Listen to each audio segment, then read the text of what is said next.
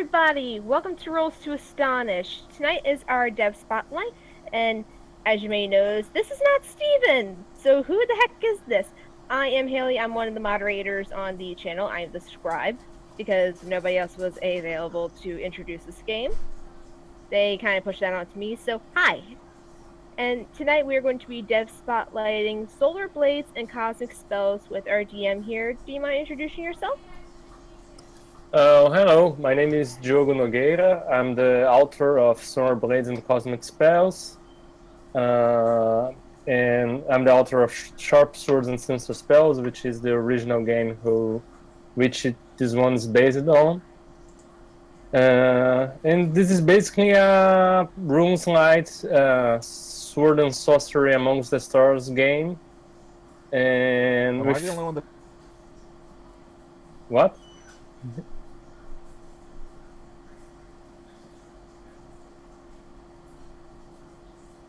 Hello? Hello. Oh. I mean, it's a RuneSlight Sword and Sorcery in the Stars kind of game with strong old school sensibilities. And we're gonna play a short adventure to show how the game's played and what kind of characters people can make in the game. So, guess that's it. Alright, and I know we have a variety of people that they've either made their characters or you have some pre-gens that you had lined up that they could use if they got a little bit lost in character creation. Yes, I don't know if anyone choose to play one from the pre-gens I send the link to, or if everybody made their own characters. I'm gonna need a pre-gen. What if I got about 60% of the way through my character and thought I could bluff? Yeah? That's fair. Well, characters are really simple to make. You have like 4 attributes, and you basically choose an archetype and create a concept like a fate aspect describing your character, and pretty much everything else is like you decide what your initial equipment is, and there isn't really much mechanical detail, and things are really defined loosely from your character concept, communication, and archetype. All right, if the only thing I have left here is equipment, I'll wing it. That'd be the best way to do it. Yeah, well, there is a list of equipment that you can use like as example on the book, but you can come up with your own stuff like backpacking and flashlights, ropes. The game, okay. The game rules. I know that was actually, I think that should be pinned somewhere. Yeah, the game rules are pinned on the channel somewhere. I don't know where you see it. Yeah, Tim, if you want to click the pin at the top of the general chat, and it should be one of the first things on there. Well, I guess he's trying to fix his mic issue. No, I'm doing it, or I'm trying to get up there. Well, I can get the link too. Just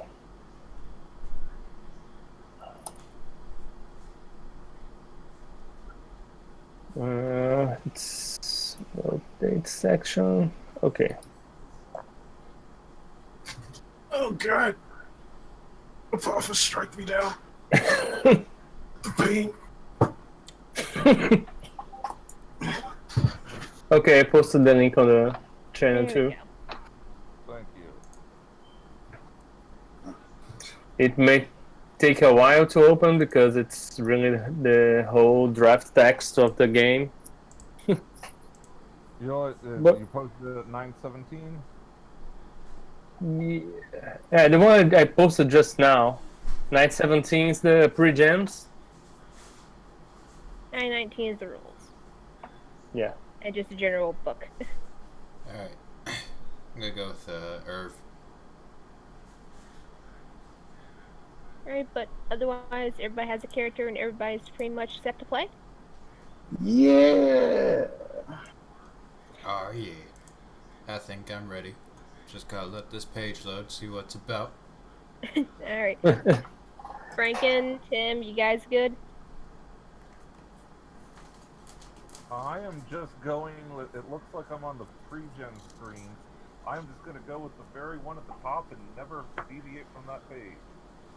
That works. I was thinking of doing that. But you know what? I gave a damn. I looked through all the characters, and I made a choice. And it's probably going to be a mistake, but, you know, I'll play with it. No, we have basically four main archetypes. Like we have the tough, which are the characters that are better at physical stuff, like enduring punishments, and better at melee combat. Basically, like the warrior kind of character. We have the nimble, which is another archetype. It's more like agile characters, the ones that specialize in doing maneuvers and ranged combat and kind of roguish style. And we have the smart, which is like the scientist, the mechanic, the gadgeteer. It's the kind of character that takes equipment and can customize it or give it a boost or hack into some kind of system. And we have the gifted, which is characters that can use sorcerer powers or even psionic abilities. And every character has four attributes with physique, agility, intellect, and willpower. And the basically resolution mechanic is rolling a d20 and getting below your attributes, but higher than the difficult. So, suppose someone has physique of 12 and is trying to break down a wooden door, and I say it's difficult 2. They roll a d20, try to roll below their physique of 12, but have to roll higher than 2. So through 3 to 12, they would be successful. Does that make sense? Yes. And besides that, the attributes generate other scores like vitality, which is like your hit points, and sanity. Luck is a lower score that you roll with a d6. If you roll equal to or lower than your luck, the situation goes in your favor. But if you roll higher than your luck decreases and the situation works against you. These credit scores function just like luck, but you start really low with it because, well, things are not easy for you guys on like adventures and like the scum of the galaxy and things like that. The setting has this kind of post-apocalyptic dark age kind of style. Like the galaxy is dominated by these galactic overlords who rule their sectors with tyranny and sorcery and slave the people, and they don't have access to many benefits, and they're exploited by these tyrants. And it's basically like a sword and sorcery setting with their city states and sorcerer kings. Or imagine something like Dark Sun in space. All Okay? right, well, that sounds interesting. Well, I'm going Badass. to go ahead and let you guys go and take care of that. I'm just going to go ahead and mute myself. Just whenever you guys start wrapping up, just let me know so that way I can see you guys out. All right? All right. All right. Have fun, guys. Bye. Gonna miss ya. Okay, guys. So, who are your characters in? Actually, I just had one question. What happens if you roll like above your physical? Yeah, if you roll above your attribute, you fail, and this usually means a failure that's really outside of your potential, like you failed completely. Oh, okay. If you roll below your attribute but within your difficulty, it means the task was within your capabilities, but something went wrong. So Or it even can be a yes, but like you managed to do it, but you lost something or something went wrong. so is there like a range, or is it just straight success? Success with like complications and failure. Yeah, when you roll below your attribute, but within the difficulty rating, Mm-hmm. it can, depending on the situation, it can be like a success with consequence. Oh, okay. Like Monster of the Week. Yeah, yeah. That's like powered by apocalypse, right? Yeah. Yep. Yeah. Okay, you guys have your characters, or just to know what kind of characters you guys are playing with. I am prepared with a character. Yeah, I know. I just wanted to know who are you guys? Who are your characters? What are they? Like, Oh, hey, I'm John. I'm new here. I don't know any of you guys, really, actually. I'm Steven's old college roommate. And I'll be playing Dr. Caesarian, the Caesarian Doctor. He's inspired loosely by Dr. Gonzo. he's like the smart archetype. He's like a Yeah, so I chose the smart archetype, and I chose, I rolled for his complication. He's hunted by a crime lord. okay. I am And- Ari. I play a bunch of games here, and my character is Max Vilma, the. Wait a minute, how do I say this word again? Blah blah blah. Triquette. The Triquette. Yep, there we go. Yeah. I am an Yeah. intergalactic ruffian traveling fist class.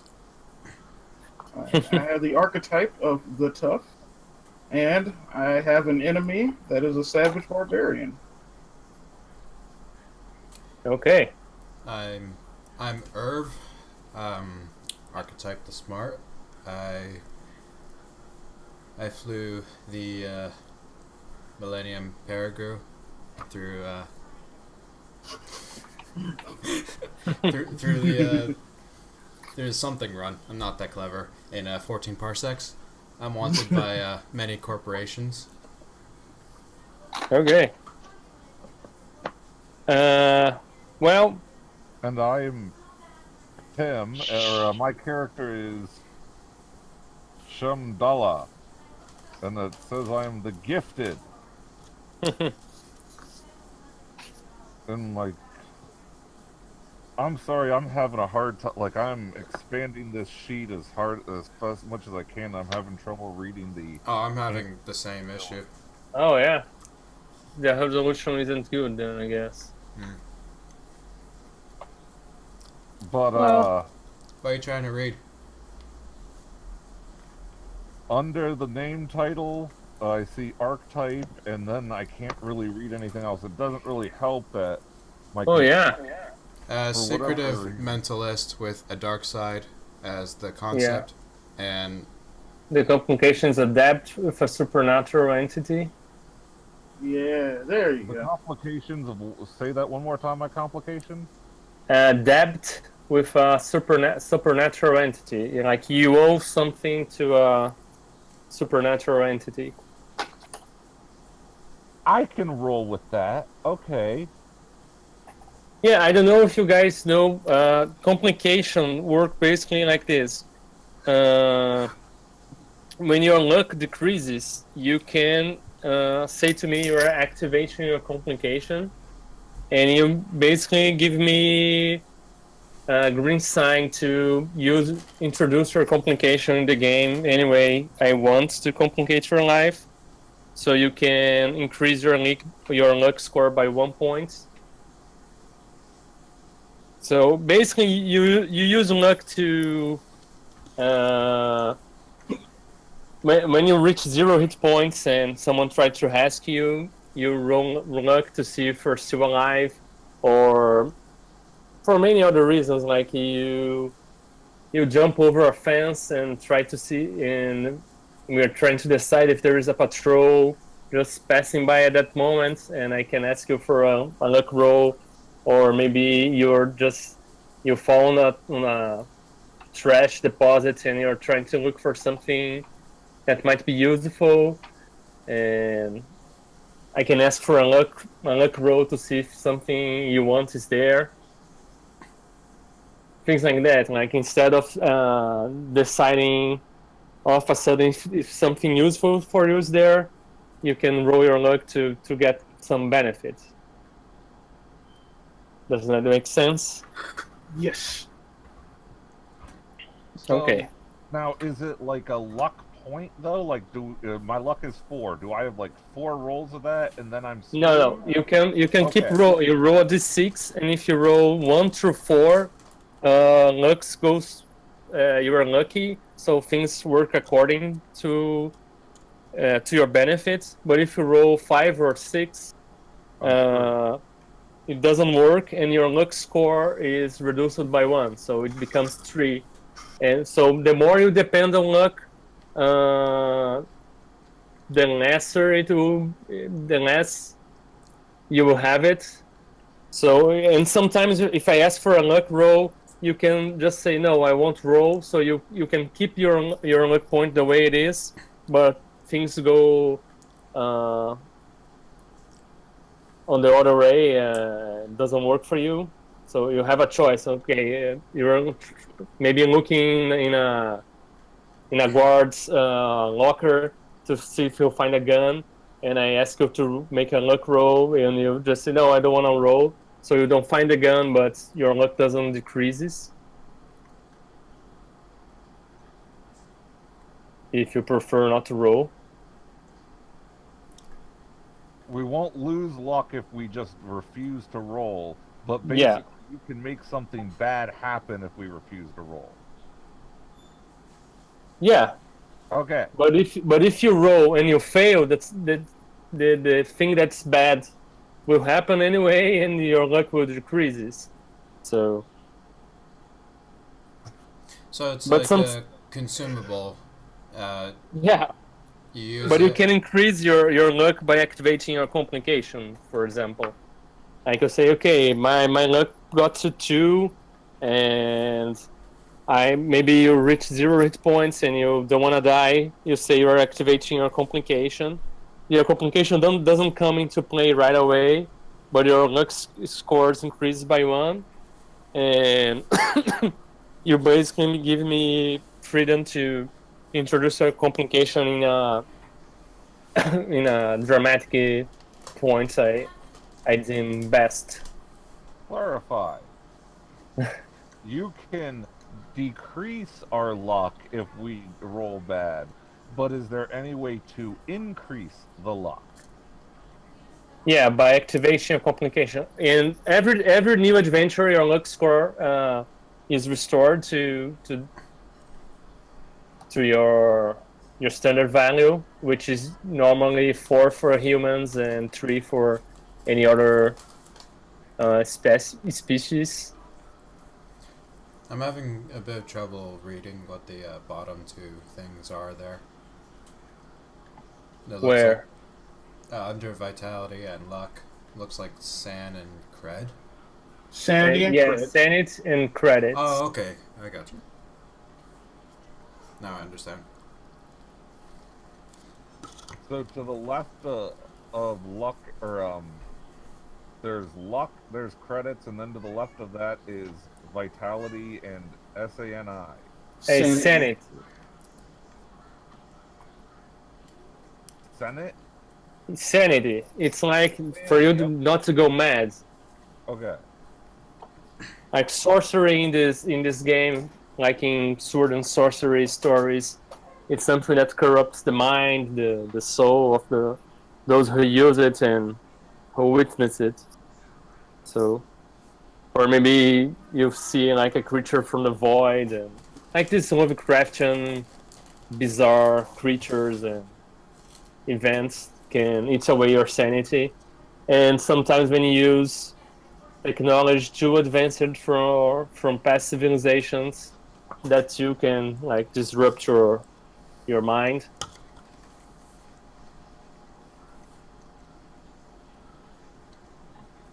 Okay. All right. So, if everyone is ready, and understands what they're looking at on their sheets, we should be able to get this adventure started. Yeah, I think Well, can we talk a little bit about weapons? I'm reading the section on weapons, and it says, the history of why some are illegal and how some work. But like, can you run me through like how to get your first weapon at character creation? Well, basically character creation is really loose. You can have any weapon you want as long as it's not like a highly advanced weapon. You can choose to have swords, axes, or whatever. You can have a pistol or shotgun or a submachine gun, anything it's like up to our technological level today. And but you have to pay attention. You have a limit of incurred response. That's basically your physics score of items, like backpacks and belt pouches and stuff like that increases your limit.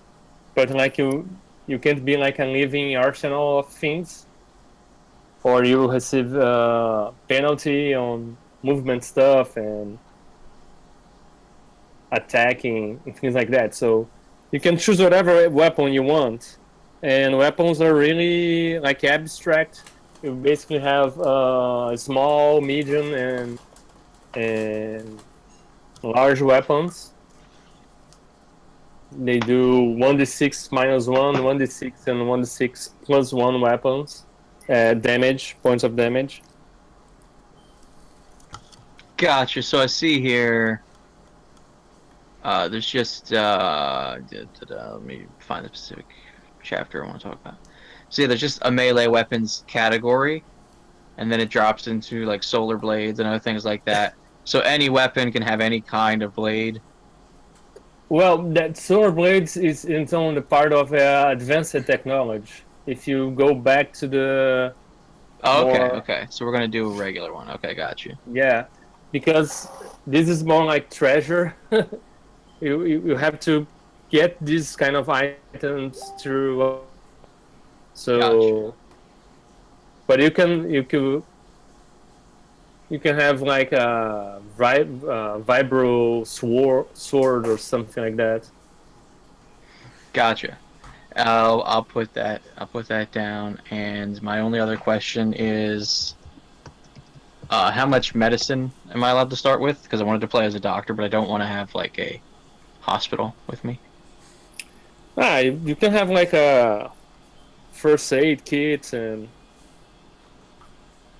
well, how many you have to know your incursions limit. So you can have a first aid kit and a couple of like steam packs, like to give some temporary relief to pain and things like that.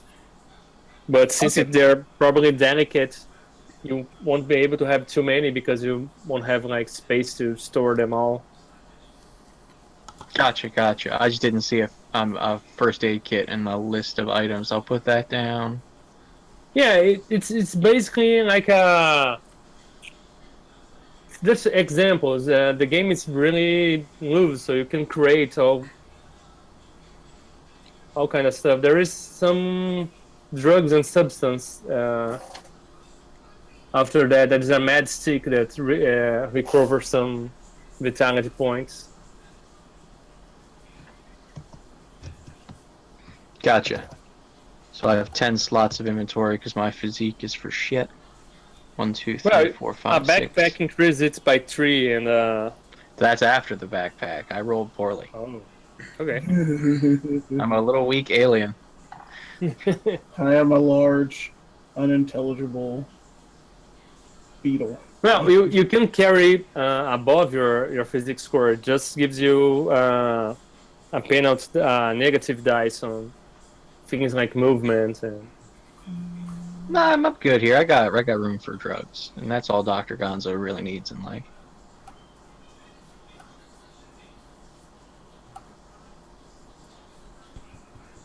Hey, boss, I would like something clarified before we start.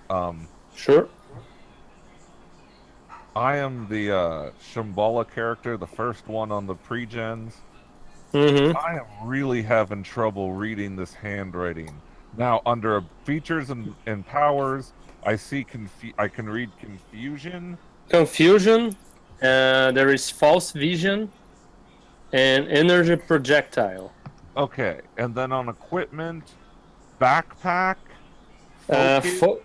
focus crystal, flashlight, canteen, com device like a communicator, 3 rations, rope, and 2 batteries. Thank you. I'll write that down. I'm gonna make some pre-gens with not handwritten, like in InDesign, and makes a good PDF with. I just scanned the sheets I had. Sorry. I guess it wasn't too good of a scan.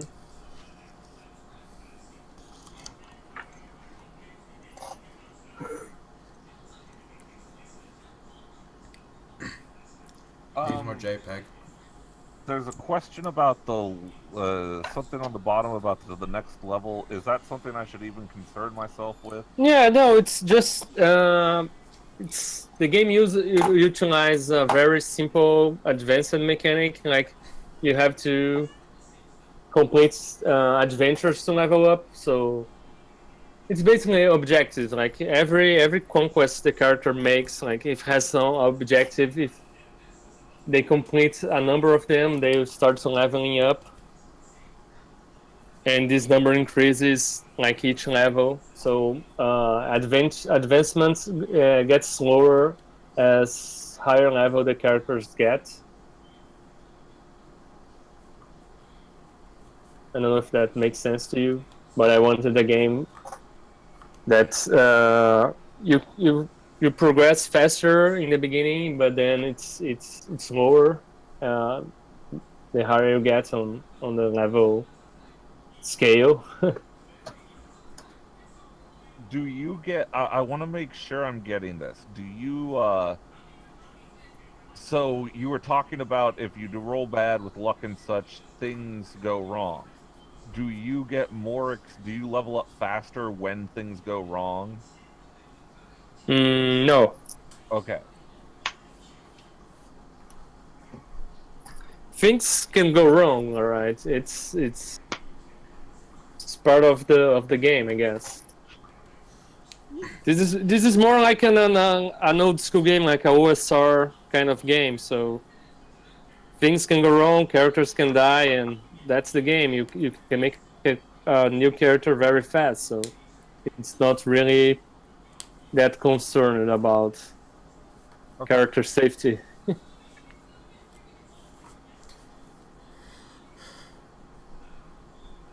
Okay, are we good? If everybody wants to know something about armor. Armor actually is like damage reduction. So if you have armor, you have to subtract damage from attacks. Like Shambhala has a reinforced coat that has a damage reduction of 1. So every damage she suffers, she subtracts 1 from it. So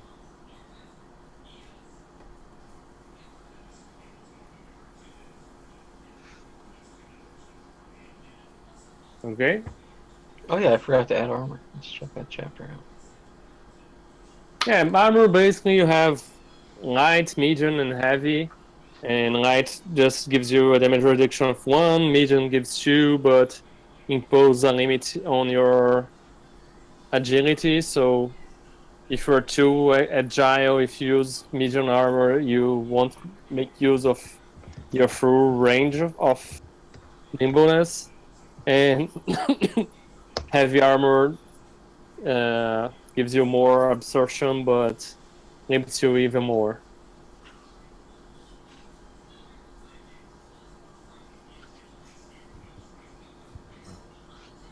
Let's hope we don't come across anything right away that can do more than 3 or 4 damage at a shot. Have faith. Have faith, brother. Everything shall be fine. Okay. Are we good? All right. Okay, I'm all ready. basically you guys are space adventurers, right? You Right. guys survive any way you can to just keep flying and keep away of the galactic overlords and space pirates and even the corporations that hunt you down because of things you stole for them or jobs that you didn't finish and things like that. And it has been a couple of weeks without any lucrative jobs, and your ships is running out of fuel, and things are starting to get tough when you guys receive a message from one contact you haven't talked to for quite a while, named Jaron McGuire. He's like he's an alien from a planet from the Outer Rims, and he managed to send a message that reached you guys' communications a few days ago, and you guys can't really tell exactly what it is, but he's trying to ask you to meet him at Erden, which is a planet on the outskirts of the outer regions, which is outer regions like the one of the only 3 regions in the universe that is not controlled by a galactic overlord. It's a planet that's still being reconstructed from the past wars that devastated the galaxies, and it's really rough and tumble, like a frontier kind of planet. And he trying to contact you, probably could have a job or something. It says he has an opportunity to offer you guys. So what is this opportunity that you're sending our way? Yeah, well, it's basically like a beacon call, right? There isn't like it's instant communication through the universe, just like a beacon, like asking you to meet him in Erden. Oh, is there like a Is it just like coordinates for us to meet him? Like he didn't Yeah. say what for? Yeah, he has a job for you guys, and it's good payments, but there is no like instant communication, like you can talk to him right away. Well, you then know I'm what? going to take the opportunity to talk to my comrades. I'm starving. I've been starving long enough. I need food in my gullet. I say we Well, take then- a shot. You guys have been like fleeing from pirates and sentinels of the Galactic Overlord for the past weeks, and even though you might have had some troubles with Jerome in the past, he always had some jobs that could pay well enough, although they weren't so safe. How do I What role do I make for basically like history in D&D? Like the hitches were in Jerry's past mission. Well, you can create something if you want. You can narrate some problem with him. You don't have to. You guys have worked with him before, so Okay, you I can don't make know, your own man. stuff if you want. That We would can be I great. trust incorporate him it in the game. universally. It He- took he- me 2 weeks to get that stench off last time we worked for Jerry. Are we sure we can trust him? I don't know. He backstabbed me last time I worked with him, but to be fair, I backstabbed him too. There's plenty of punching. That's all that matters. The punching. You know, I say we do it. yeah, I agree. Well, I guess I'm doing it then. Okay. Breaker, help us all. Okay, you guys aren't really that far enough to from Airden, and the trip to the Star Jump takes just a few days. If you guys want to prepare anything before you get there, just let me know. Otherwise, you guys will arrive there without many complications. Like the starship fuel is getting lower, and you guys have to probably spend some credits to refuel it, or maybe negotiate with him some down payments to refuel it before you go to the job. Like, I'm all a vile mall's always prepared. We travel light for more punching. All the extra gear just gets on my shell. You gotta keep those hands free so you can punch things with them. Okay, Erdogan is like this really urban planet, like it's all covered with cities and warehouses, but pretty much half of it it's still in ruins from a past conflict with the Galactic Overlord forces, and things are still being constructed, restructured from these battles, and the signal you guys received comes from like the part of the planet that's mostly in ruins, but you see some activity on the north of the planet. You guys approaching with your starship. You guys want to name the starship something? Do you want me to shut the window in your room? Oh, And then yes. shut Okay. The Star Blaster. What are you called? Okay. I'll go shut the one in your room then. Okay, thanks. SS Fist Star Blaster. Maybe we shouldn't put the word fist in there. Okay, you guys approach the location and you see like this huge clearance that's like almost like a staging, and you see some small ships, cargo ships and cruisers. Half of them it's like in really bad shape and probably can't even fly. But you see some people like loading them with cargo crates and stuff. And as they see you approaching, you receive a communication message asking you to identify yourself. Hey, whoever's flying this, identify yourself before you receive some fire. I'll fire your mother. Dodge out of the way. So I got fire. Well, fire your mother. This is the SS Star Blaster. Oh, Star Blaster! Jaren spoke of you. Can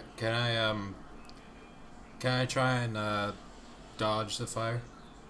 Then comes No, the- as you guys said, Star Blaster. The guy. Oh, okay, Jerry. Jerry said you guys would come. You can land here, but keep your blasters to yourselves. I don't trust this guy. Not No. Jerome. This guy. It's like we ain't gotta trust him. If shit goes sideways, we punch him. All right. And Sounds like as a he plan. says that, Shambhala, he readies his staff, but he's got a cool little trick he does where he's got his pistol in his coat. So it's in his sleeve. So the luck part could come in if the pistol falling out at the wrong time, but it's a trick. Okay. Sorry. They know. I'm just an old man or a older man with a stick. Okay. Do you guys land there? You guys wanna land somewhere else and just walk there? Looks like. Let's park right up front. We were invited. Yeah. Okay. Yeah, and plus we want easy access to our ship if things go awry. Great. You guys suppose it? Just land the ship without any trouble. Since you guys are not like in any hurry, there's no need for any check or anything. And as you guys open the gates, you see Jaren just right there. He's like this frogman, like short and stocky, with like large glasses and this kind of businessman attire, like clothes, but kind of torn in some places and really washed up. Oh, my friends, I've been expecting you. Oh, Jerry, you filthy grablock. What are we punching? Well, we don't need much punching today. I just need you guys to pick something up for me. Oh, that's it? It's just like the last time you told us to pick up something, and it was a ship packed with explosives. Oh, yeah, but this time there's no explosions. I just need you to pick some substance for me and my friends here. We have some good buyers, and this is gonna be really well paid. Hey, I'm not dragging spice across the galaxy for you again. It's not spice. It's just like some small vials of this syrup that helps some people to get in the good place, you know. Well, we're gonna want a percentage of that. Oh, of course. What do you say about 20%? 25. 25. Well, if you get with all the vials intact, sure, yes, 25. I can work with that. Why wouldn't the vials be intact? Because there's probably other people looking for this cargo too. Can you share more details about exactly what we're picking up here? Well, it's like this medicine from the Fridanga sector that is used to treat some injuries, but has a really good, how do we say, entertainment value if used in a higher dosage. And Out of there is some character people question. really interested in this. Is the doctor aware of this opioid crisis? And can I unload these opioids someplace else? Do you want to know if your character knows that? Yeah. Well, he knows there's many types of drugs and opioids, and you you want to make a luck roll to see if you know any contact that you want to sell it for a higher bidder. Is that right? Oh, absolutely. I'm gonna rip this guy off, sell it someplace else for 100% profit. Okay, do you want to make a luck roll to see if you know someone else who can unload this? Absolutely. What is that? D20? Yeah, it's a D6, and D6. if you're a human, your luck is 4, so you have to go through 1 through 4, and you're good. I'm an alien boy, so it's 50-50. Oh yeah. Got a 1. Okay, so you know someone that you can probably profit better than just working for Jaren. I shake his hand and accept on behalf of the crew. Okay, great. I have the coordinates right here. It's a cargo named Blue Mammoth. It has been lost in space for a few days. We lost contact with the crew, but as far as our sensors tells us, nothing has been compromised yet. Have I heard anything about this sector? Like any stories or know anything about this sector? Yeah, you guys know, like the outer regions is a sector that has managed to remain free of the galactic overlords, and they have these legions called the barbaric legions, that's unified against the sorcerer. These galactic overlords are like tyrant sorcerer kings, and they unified against them to resist their domination. But it's really like a frontier zone, so conflicts happen there all the time. You have pirates, you have like freedom fighters trying to liberate other planets and systems. It's basically a frontier zone that anything goes, and it's like who has the power has the rule and makes the law. If you guys can post a stream. Post a stream link, yeah. Post a stream link. Got you. What happened? What? I forgot. Oh, okay. No, Oh. post it on like Facebook and elsewhere just so that people spread No, spread it out because I forgot to do it when it went up and my phone died before I could. You can. Here, Steven. Here's what you can do. Okay. If you guys could post like the stream link places like on Facebook or elsewhere so people will come watch. I forgot to post it when the stream started and my phone died before I could. So that would be great to get some people Okay. watching. You know, do me a favor first. Change it from Airship Pirates to whatever this is called. Because I've had people sent links out before for shows like Kefra, and they're like, "It says Bounty Babes." How do I change the name? Change the name from Spaceship Pirates, or whatever it was. You have to go to Twitch channel. Oh. Do that. Twitch channel. Just go online. There we go. Yeah. There's discrepancies. Okay. How do I change the?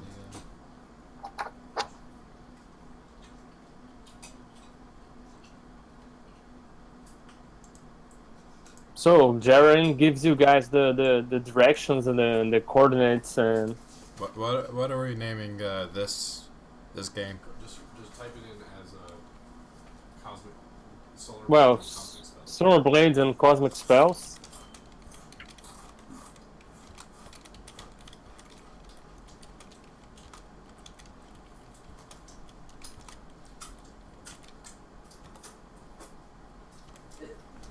I guess we should have done that before we started.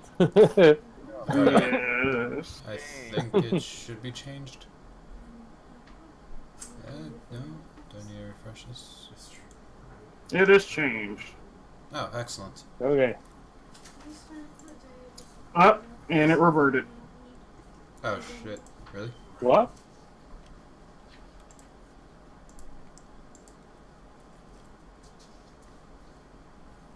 Wait. So what is it? No, it should be. Airship pirate. I see it as a. Huh. Let me refresh.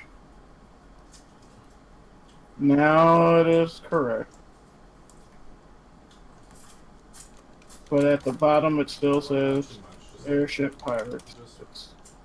Oh well. It will be fine. Blades and cosmic. What?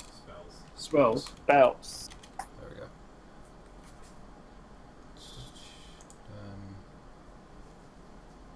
All right. It's fixed Well, now. It says it on the top and bottom. it's good for the top and bottom. Yep. Okay. Cool. Well, now we may continue, I suppose.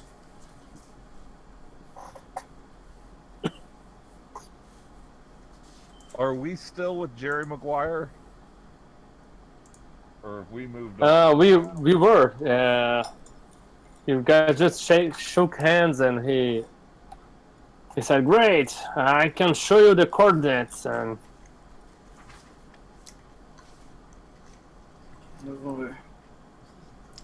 Anything like you done good by us, Jerry. So how about we make this one a good mission, double the usual fee.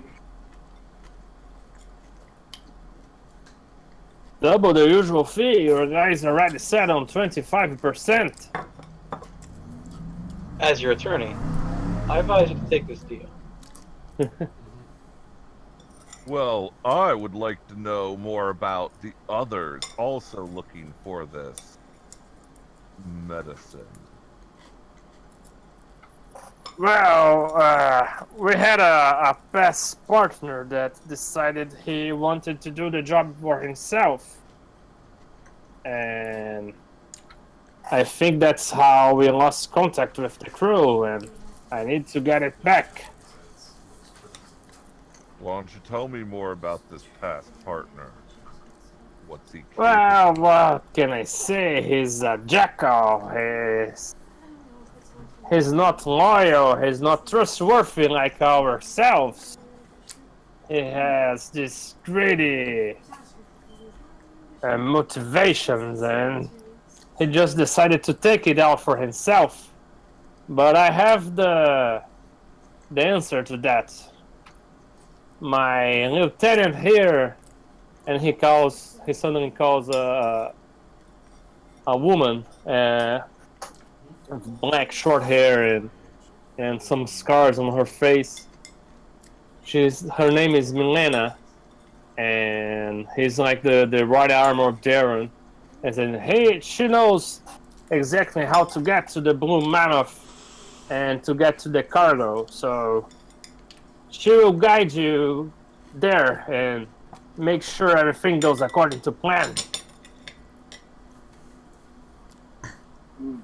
It's a quick in and quick out job, so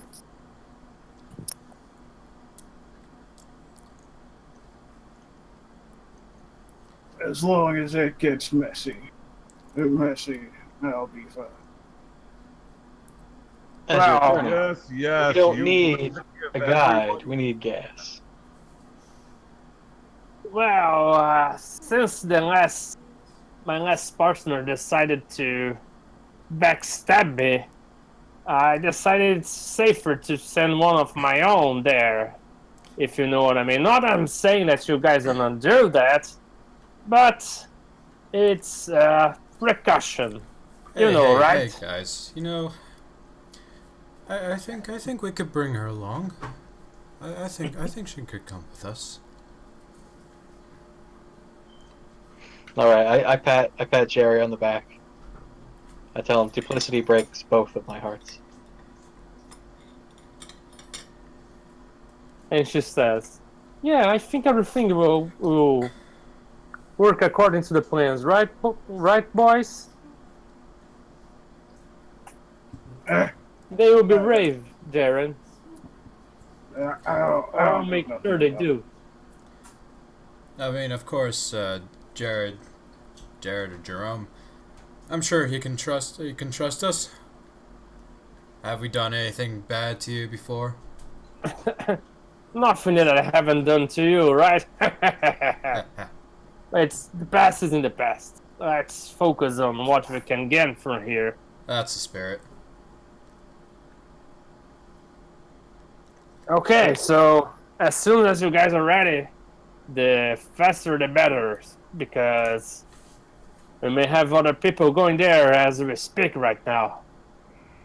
And the overlords and the sentinels are always on the prowl for bandits and cargo stealers. We don't want to call attention to the good doers of our sectors too. So All right. Let's get a move on. I thought we'd never get out of here. All this talking's making my exoskeleton freeze up.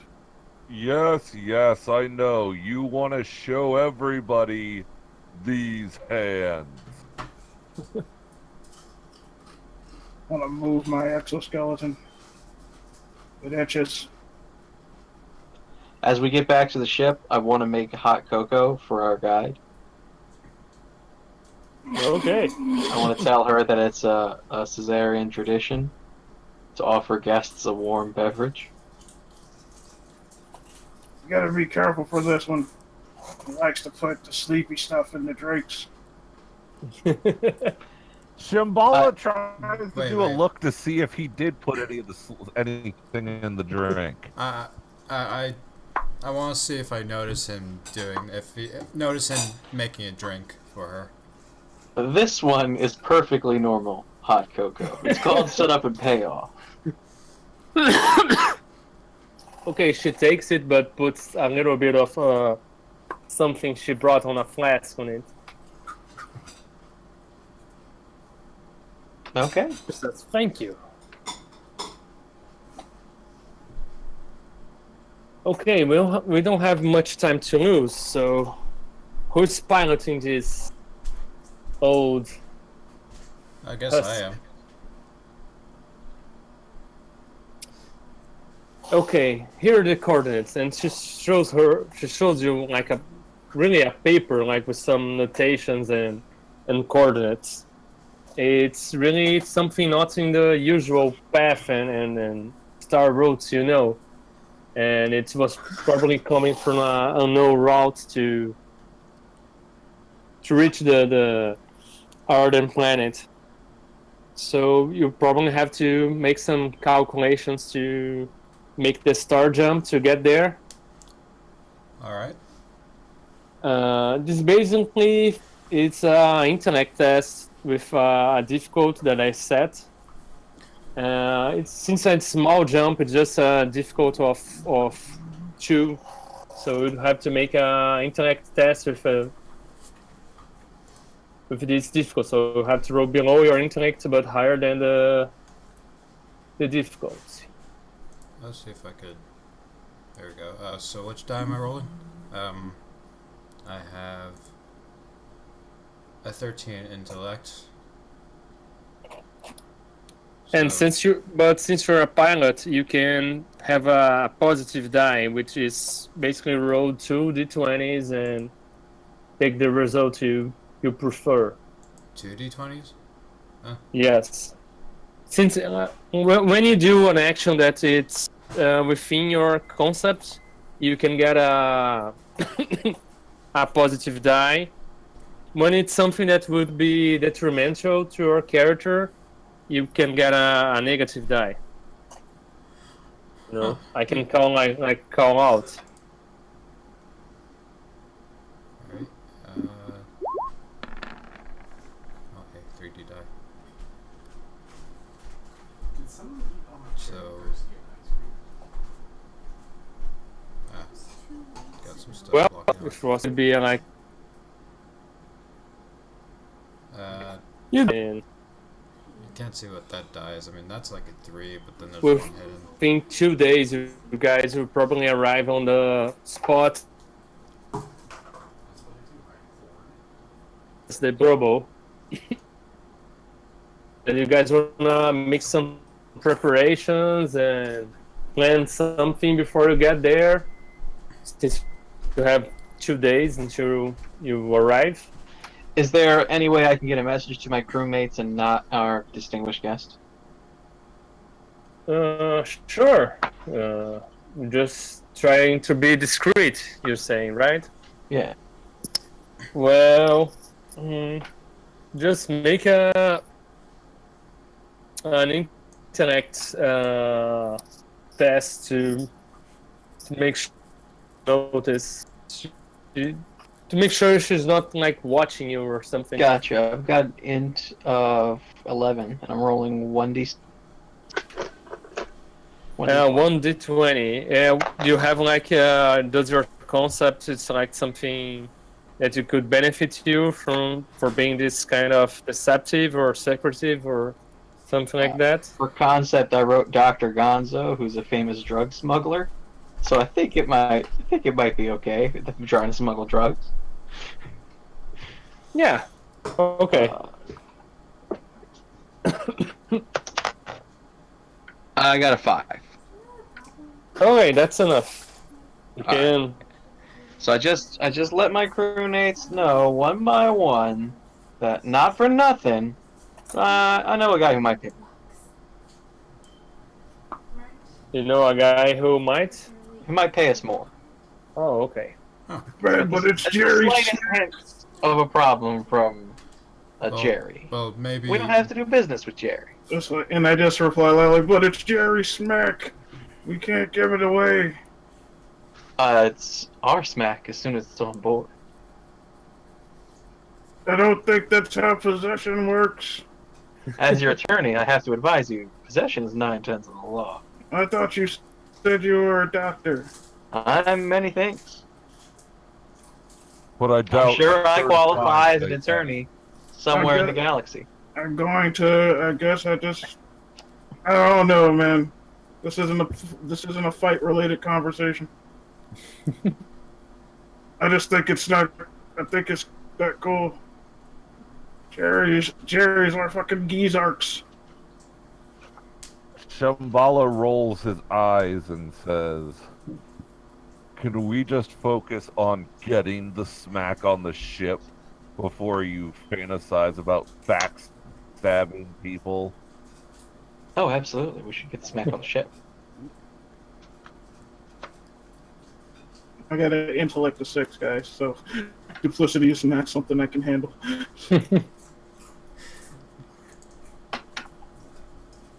Okay. Anyone else want to plan something and do something before you get to the side of the? We still have little Miss Camera Lady Milena. watching us. Little Miss Babysitter. Yes, she's going with you because she's the one who knows where the drugs are on the ship. So, But she'll be the one in the way if we want to take it for ourselves. That's why I've told her about the Caesarean tea tradition that I just made up, and I'm going to Cosby that tea. this feels highly inappropriate. So I'd say we once we get there, we get the smack. We dump her off on a random planet. How considerate of you. I was thinking the airlock. Well, you know, gentleman has to be kind to the ladies. Pretty sure Jerry's not going to agree with any of this. Well, you know, I'm pretty sure Jerry wants he the drugs said, more than the girl. as he said, what will be in the past will be in the past. But we in the present right now. Or is it the future? Let's How not does worry. time work? Let's not worry ourselves with the timeline here. Let's just get on our way. What's a timeline? Something that you don't need to figure out at this moment. I'll tell you later.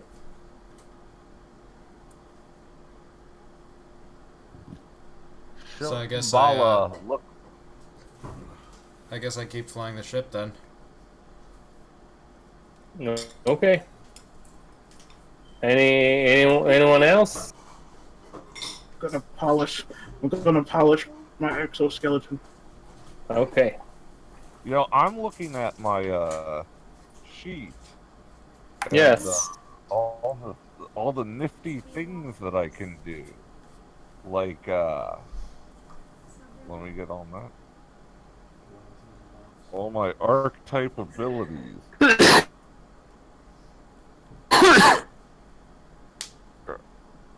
Where they are on my rulebook yet. I've been scrolling down as we've been going, but the void answers.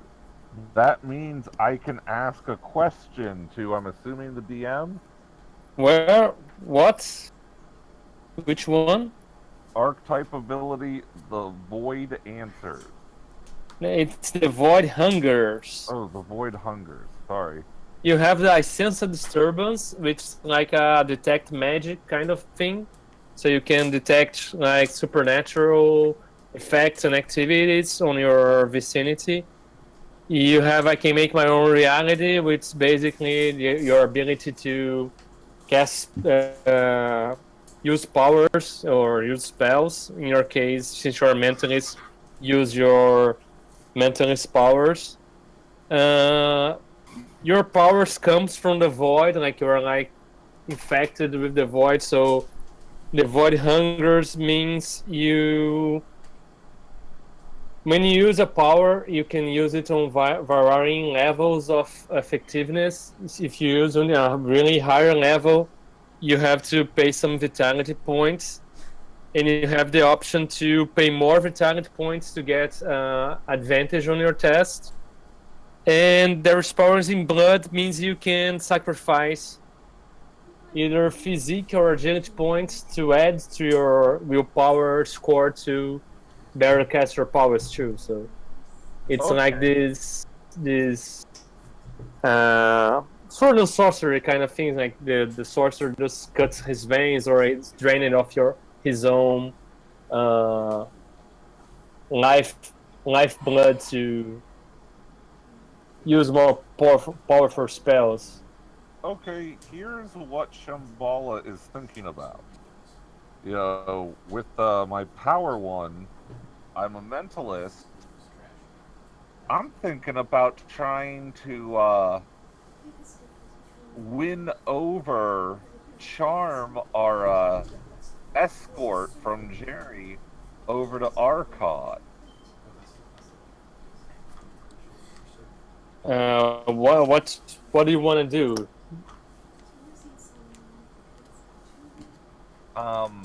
I'm thinking about the best way to do it, but basically, I want to test her loyalty and see if she'll basically kick him to the curb. Okay, but what do you want to do? What do you want to do to test her loyalty?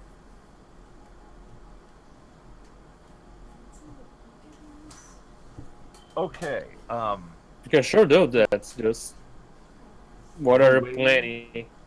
The way I'm picturing it, as Dr. Smack and Sir Punch-a-Lot are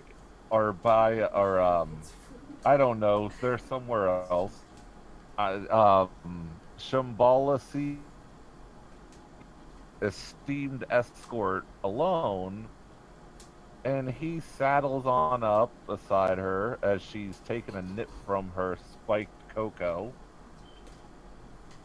and starts the conversation something like this. So, have you been in Jerry's retinue long? Long enough to see it's profitable. Repeat that, please. Long enough to realize it's profitable. Ruftable. Yeah. Profitable. Profitable. I can profit from it. Sorry if my Okay. Sorry about my English. Oh, okay.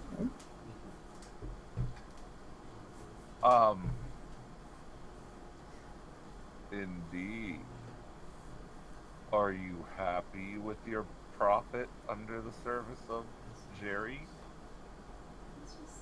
Yes, I don't have any complaints.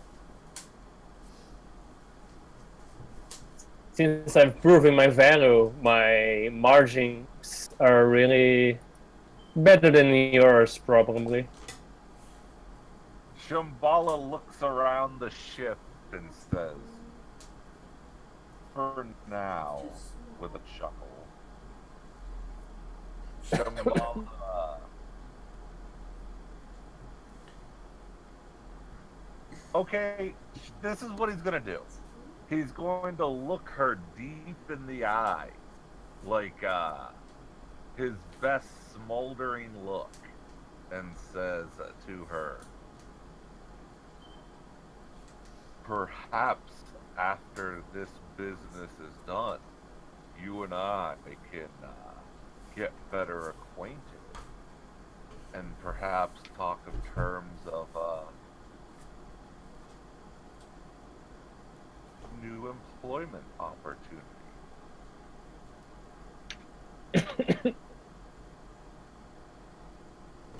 She looks to you with like widening her eyes a bit, and she says, "Maybe depends on the opportunity."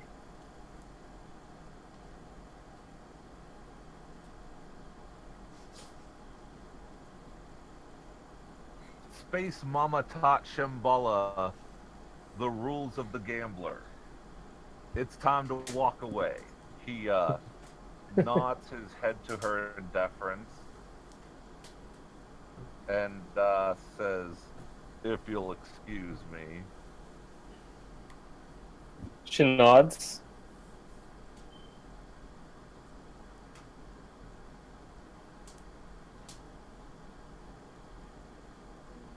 Okay. And then I go back to the guys and scope them in on his little conversation. Now, I didn't want to make a full offer as of yet, since we have nothing in the hand or the bush, but I think we can work with her. So you're saying we're not And dropping her off somewhere? I was Loyalty matters not in the cold vacuum of space. I was looking forward to testing out the new airlocks that we got like 3 years ago. We haven't had a good chance to try them yet. I've been sad about that. been keeping you up at night, eh? You have no idea.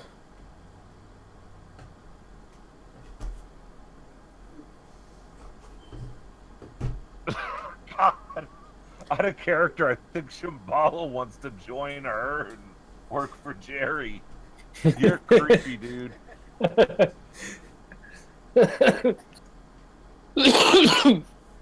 Okay.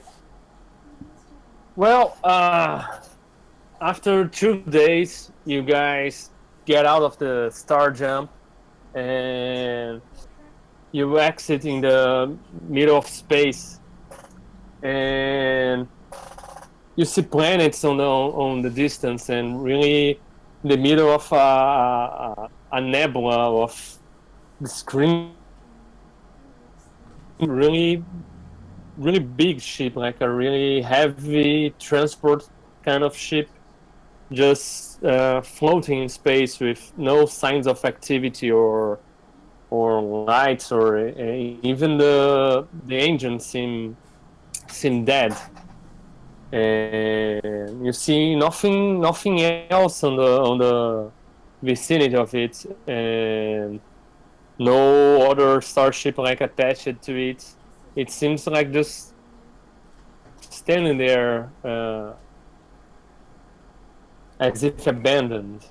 And then Milena says, there's the blue mammoth." I don't know. It kind of looks more like maybe an aquamarine. Sea cow? I would say a dark cyan. A dark know. cyan narwhal. It's a narwhal. Its shape is like really like a huge brick with things that resemble the teeth of like a mammoth jutting from its front, and like two gigantic turbines on the back, but they're like turned off, and it's really like a dark blue and or something.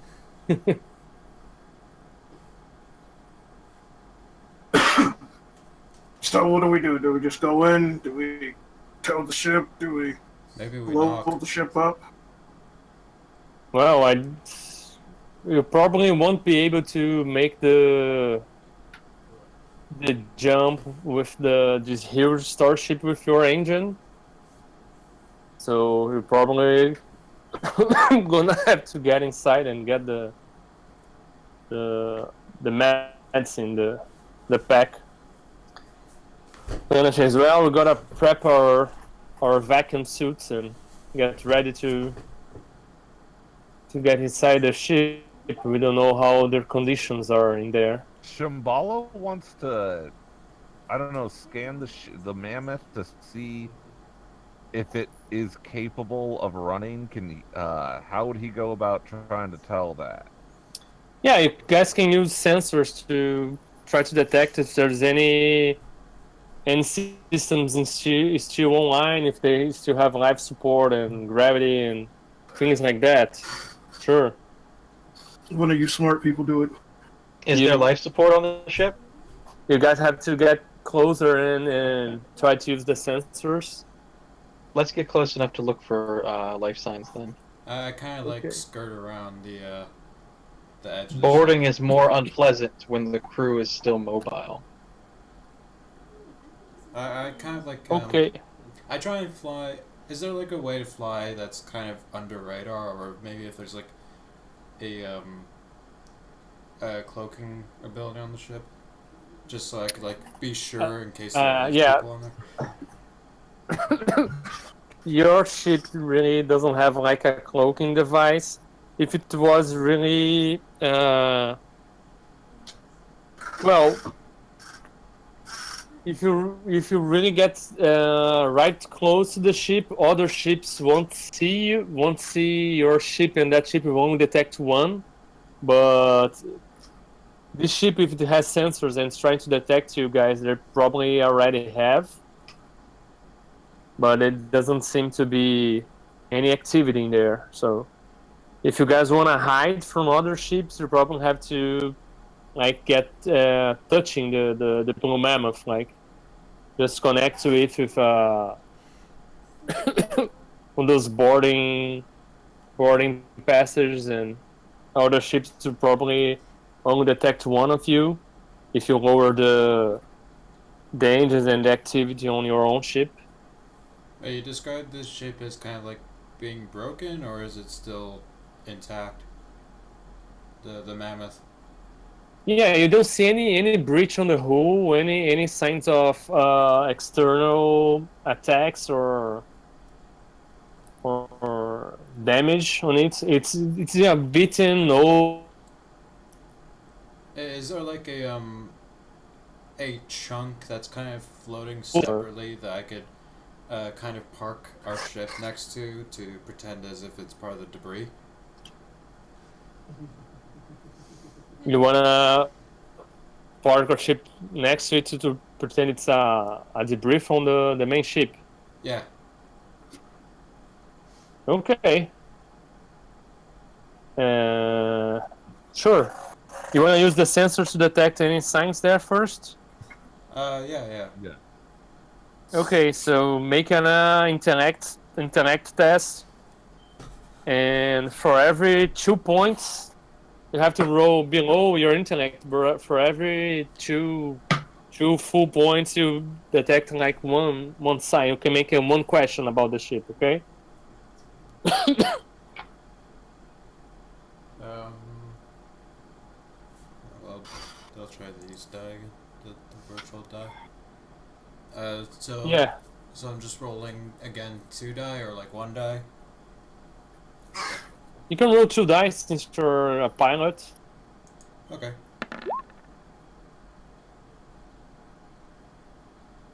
That's a 12 and a 16. 12, so most about the ship. Oh, my intellect is What do you want to 13. do? My intellect's Is a life 13. support functional? Yes, life support still on. Are the engines functioning? Well, I mean, for most of the ship, it's still on. You can detect there is some really pocket place that it's turned off. Are there signs of life, like a crew?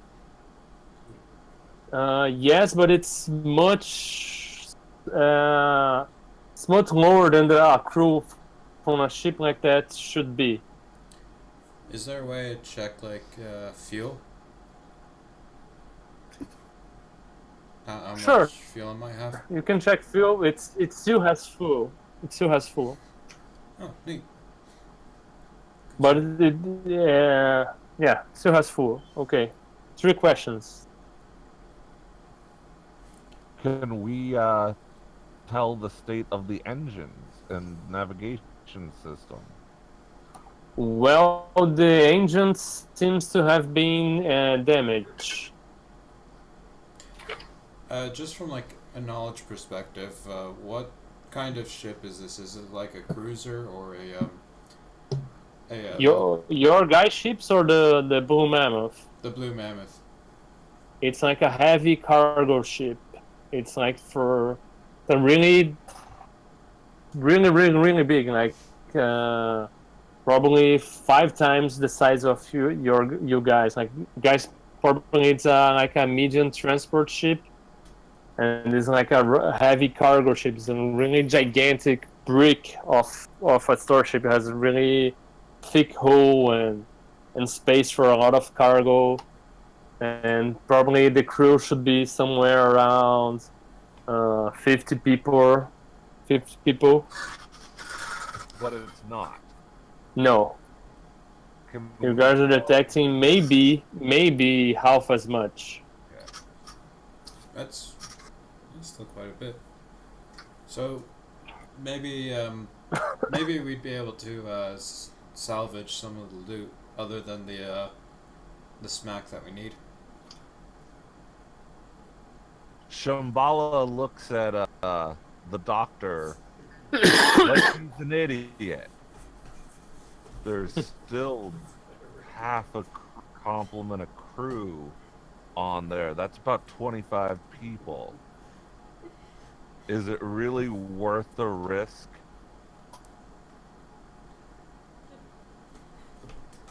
The risk of them surviving when we turn. The risk of them stopping us. I mean, we're outnumbered like 10 to 1 or something. What are the ship's armaments? Not they don't have much armaments. They have some. Your They have 2 like medium cannons, and basically the same thing as you guys have. They have no engines. Let's engage. But you guys don't want to destroy the ship, right? You guys want to board it, and you guys are, and they are like transporting stuff. Are they on the ship is like mercenaries or something?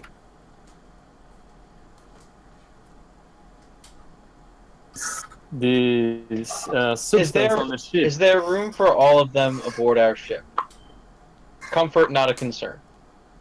Yeah, Okay. there is. If you guys I really would get like to cramped, get on if the you radio. guys don't, and if you guys don't bring all the cargo, Wait. Oh, With there's actually one thing to search for. Is there a way to tell the psyche of these people?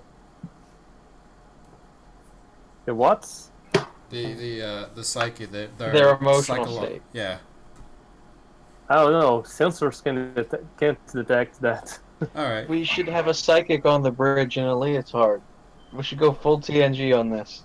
Can well, I don't know about that, but Shambhala does have magical powers.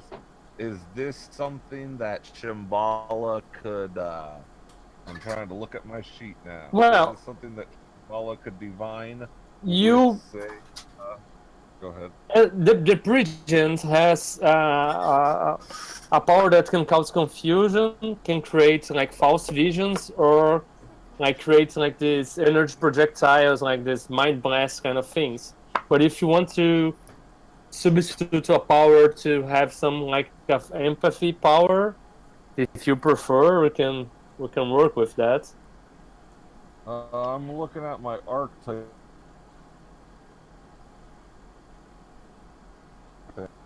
You can sense there's something supernatural happening in there. Sense disturbance things like that. It's like you sensing you sense supernatural. Like you see if there is some kind of sorcery or some psychic activity or something from the void.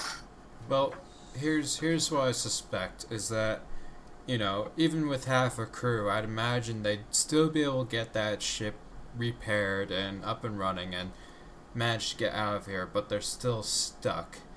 And that could mean a few things, and one of them I'm thinking is that the crew is not well.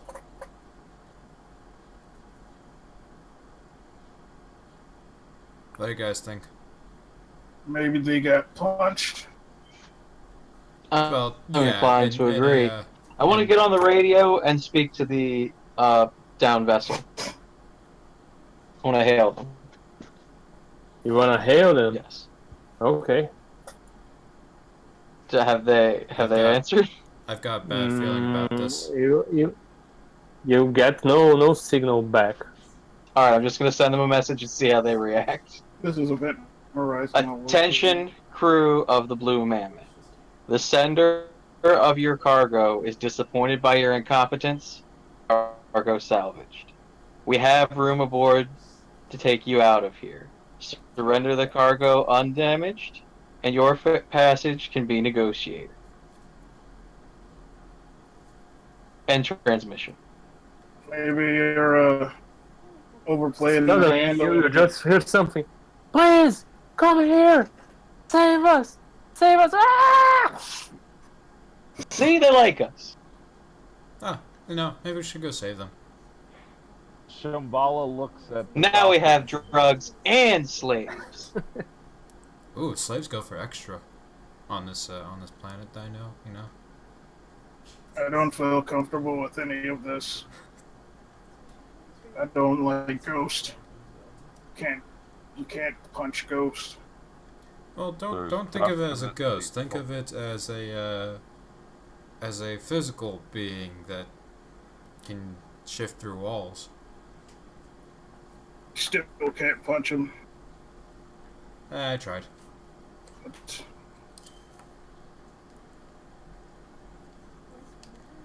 Alright, so You know what? I'm looking at my sheet.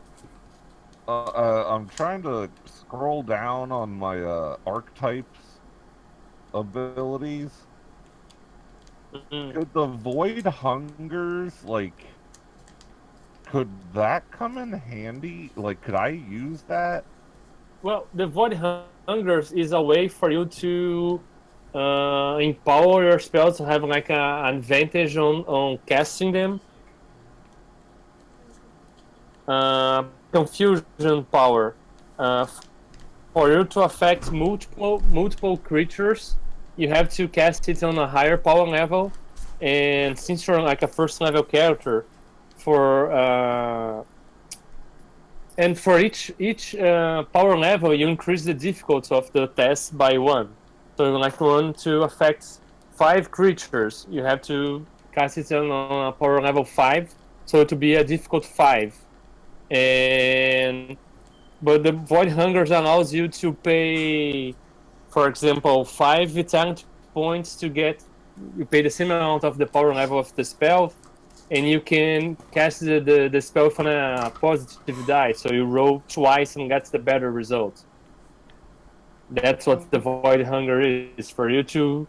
The void hungers for more of your vitality or something like that. So I can use that to hopefully create some confusion so we can sneak by and get that smack and get out. Yes,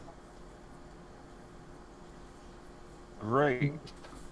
but powers in this game are it's like you roll like any other attack or something. You can fail and things can go well. Yes, but you have more liberty. Like it's not like use the power and you lose it forever. Like you can keep trying to cast it, but it's always a hard choice. Like, do I risk it or not?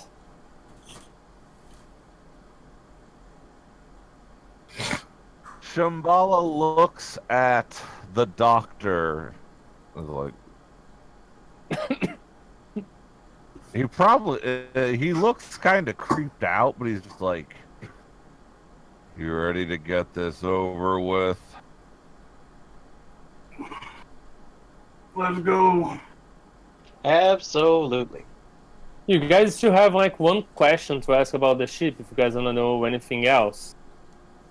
Like if you guys wanna know, maybe What- have a map or something. I don't know.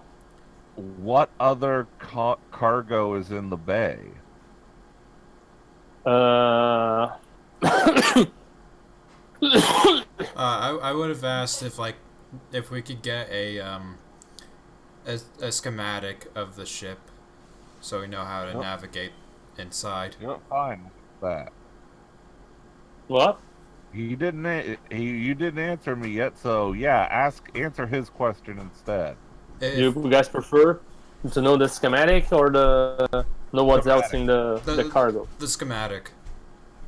Okay, you guys can have a schematic and know pretty much the paths around there. This is a really big ship. Like there's really two major cargo deposits and the halls. You know where the bridges, where the bunkers are to sleep, the mess and the recreational.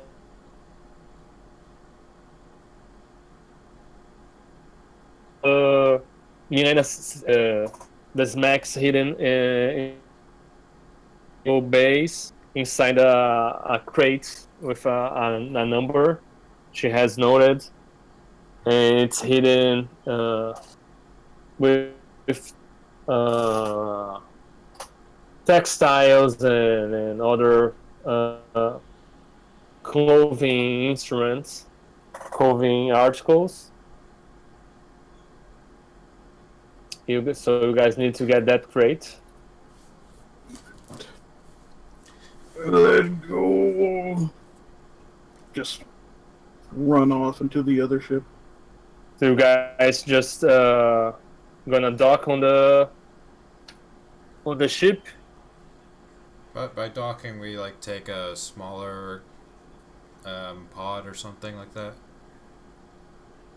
Or is it? Hey, you guys have one smaller docker, but it basically will fit only 5 people. So if you guys are planning to take much other people with you guys, you probably won't be able to. Just Do Lift we want comes to first. board the ship? Go inside it. yeah, just hook a umbilical from our Okay. main vessel to the Blue Mammoth, and then we Okay. travel through that. Do you guys want to The doctor concurs. yeah. If, we take shifts, some of us go, and then the rest follow, and then try and like grab loot, as much loot as we can fit onto this craft? It would be a bad idea to split the party, in almost every situation. Well, no, this isn't like splitting the party. This is more of just like trying to allocate as much space as we can on the craft so we could take in as much loot as we can.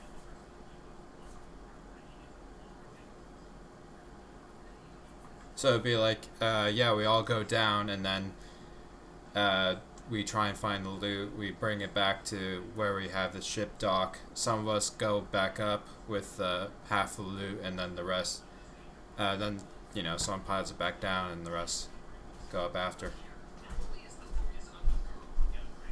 Before I address that, Guys, suddenly your ship's sensor picks something up coming from to come out of the star jump space soon. It's a really big ship. Well, the other sides of that, but From the signal, it seems like one of the patrol ships from the barbaric legions, which is like the government of the outer regions, like the do-gooders. Oh, have they All right, spotted us? let's dock ship to ship so we can get inside as soon as possible. Right. And we'll take our guide. Our guide will take us right to the cargo. That's literally all she's here for. Is she like Okay. still standing, or is she like asleep? No, she's right next to you guys. She's just normal arming to- herself, Oh, well, getting her pistols. Wait, what was the stuff they slipped in the drink? Or whoever slipped it in? I thought that was like sleeping powder or whatever. Oh, nothing yet. But she's not going home with us. Oh, okay, yeah. Alright, well, let's go. you know what? As Shambal is leaving, he's looking over the schematics to see if there's a manifest to see what the cargo is. Oh, you guys didn't get the manifest. Okay. I mean, There's probably a lot of stuff. it's not like the smack is gonna be in a separate cargo hold from the rest of the loot. And you know what? At this point, Shimbala does a discreet little flick of his wrist, and now the pistol is in his hand. Okay. You okay? Bubba?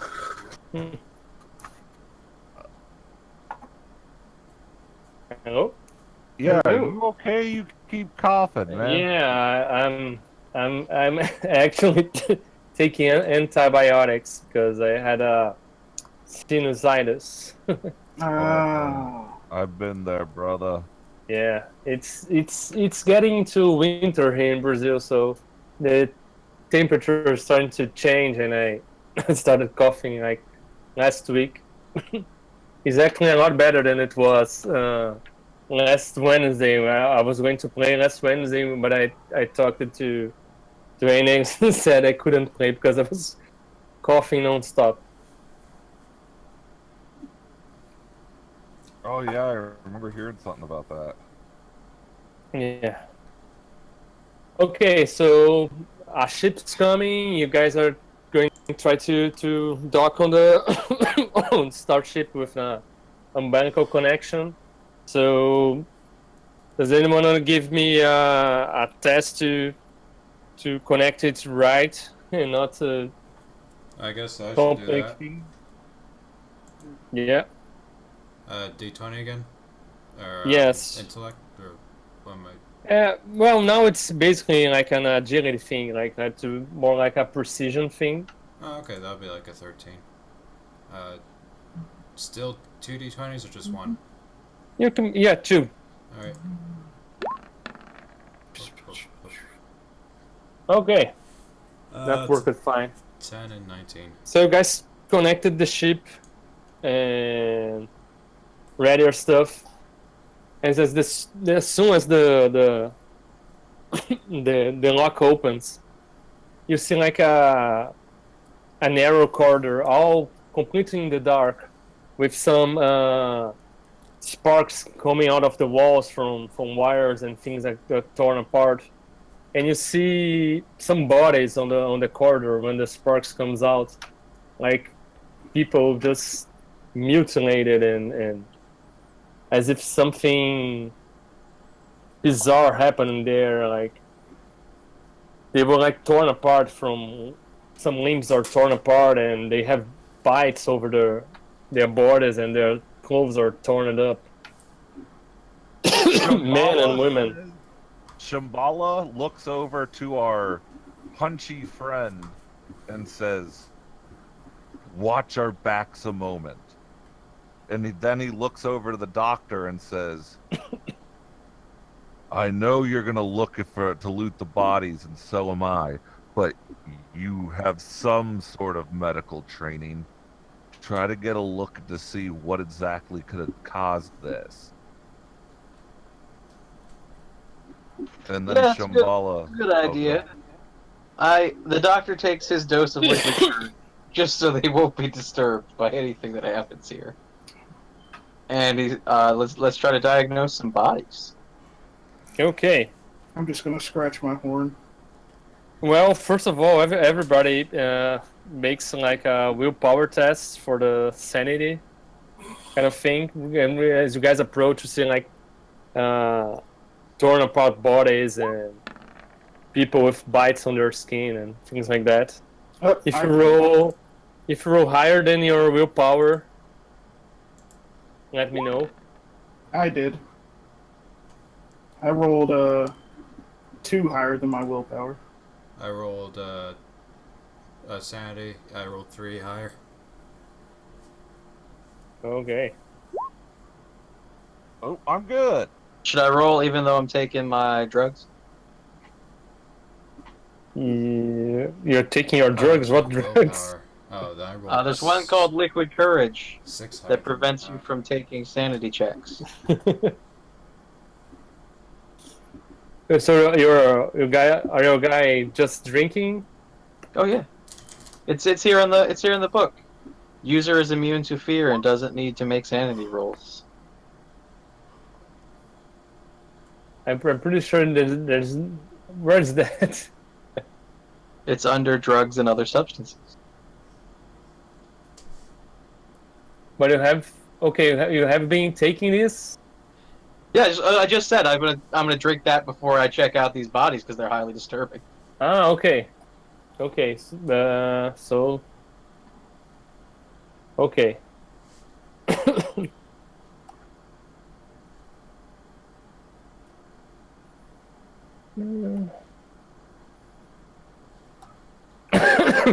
Somebody actually... Okay. Well...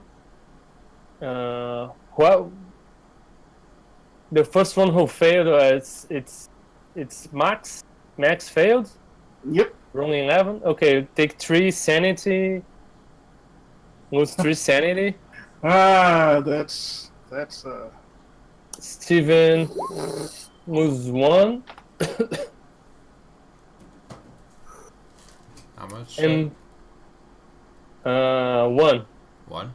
Oh, Yeah. I'll be at 12 then. that cut my sanity team. in half. Team rolling a 19. Well, I got a 7. You're rolling 2 d20s, right? Yeah. No, I rolled. Oh, am I rolling 2 d20s or just? No, I think Team rolling 2 d20s and got a 19 on the first and a 7 on the second. Yeah. You only need to roll 1 this time. Yeah. You Oh, only sorry, I roll already had 2 it if you have an advantage on the test. Oh, sorry about that. I already had it set from before. Will you just take the 7, or do you want me to roll again? Can you roll again? Because it was a 19 and stuff, so one was... Okay, I'm good. 4. that's good enough. Mm-hmm. Okay, so you guys got a little shaken up because of the bodies and the carnage over there, and the doctor. I think it's gonna Doctor- be this bad. I don't want to be here. We check out the bodies, and they all seem like have been attacked from primates or something. Like the bites on the people's skins are seems like the bites of the teeth of men, and the marks on their skin seem like nails from normal people, but with incredible strength. Fascinating. Now, I'm can gonna take careful notes. I'm gonna take some pictures and move on. now what Shambhala is specifically looking for is whatever is on their bodies that we could take, or whatever is on their bodies, period, was that destroyed in the mauling? Well, they have some of them have weapons and pistols and knives. Some of them have keys and cards to probably open passages on the cargo ship, and some small quantities of credits. Are you guys just Shambhala's loading taking all that. everybody? You guys are taking a look and Are they Yeah. wearing uniforms or something? Any way to know No. who the highest ranking one will be? No, they they aren't wearing uniforms, but you notice that some of them wear armor, and those that wear armor usually have weapons, but the majority of them doesn't have weapons or armors. All right, one of the ones with armor, I'm gonna take his credentials.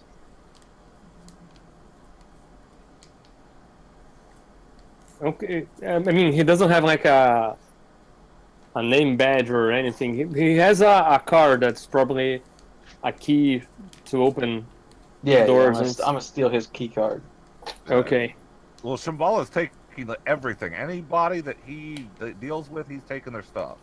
So I don't know how big my backpack is or how big this stuff is, but when it gets to the point where I'm getting over encumbered, let me know and I'll start ditching stuff. But No. Okay. As you guys are pillaging stuff, suddenly you hear something like walking above you guys through the ceiling, like tuck, tuck, tuck, tuck, tuck, tuck, tuck, tuck, tuck.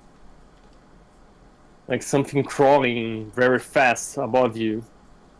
Oh, Flark Knuckle. And Milena said, "Well, we gotta move along." Let's move quickly. I'm gonna take the key card and the guide, and we're moving quickly to the cargo. Okay.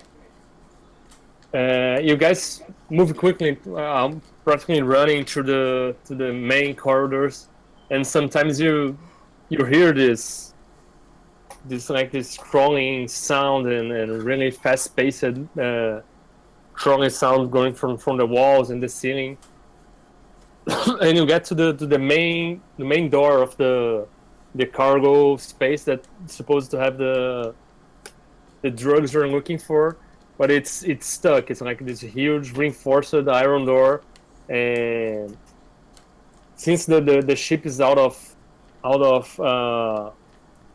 power, it's not functional, just the life support, and the card you guys had isn't working. I guess we gotta try and break it down then. Wait. Is it none broken? of the cards. None Well, of it's them the power is off, so you guys probably will have to force it open. Would I be able to like do something about that? Because with my I rolled abilities. I rolled a 7 to force it open. My physique is 14. Would I be able to like manually? I have a attribute here that says I can fix this. Can I tie it into the life support power and maybe just You can Get it try. Well, the forcing open, the difficulty to force a reinforced iron door open is 10. So 7 is ain't enough yet. What I built It's like it's really reinforced and enclosed. You can try to that idea to like reroute the power from the life support to try to open it is actually good. So you can try that too.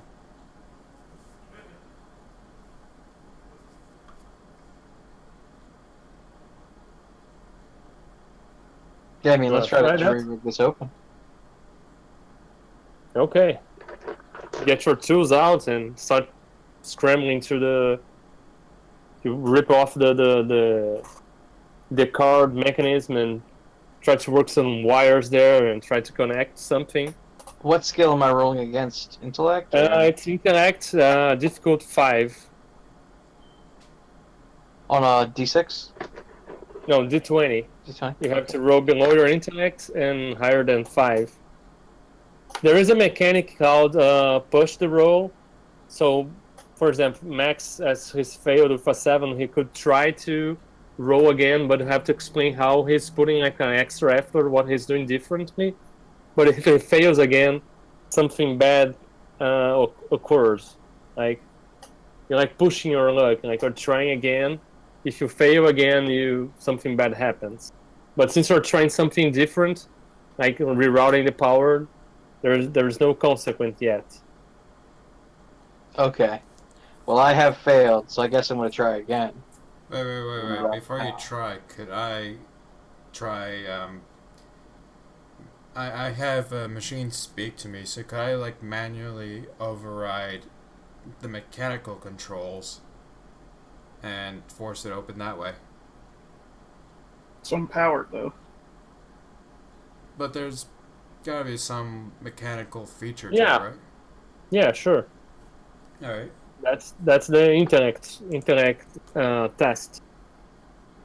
So that'll be, I guess, two die roll, 2d20s. Or What's your concept? sorry. What's your concept? Like you? Oh, my concept, cocky pilot from the I can't read that word. Something sector. For down sector. Yeah, well, you're more like a pilot. So you can do this kind of stuff, but you don't have like an advantage to it. So you make an intellect test with a difficulty of 5. This machine speak to me. It's like to understanding ancient artifacts.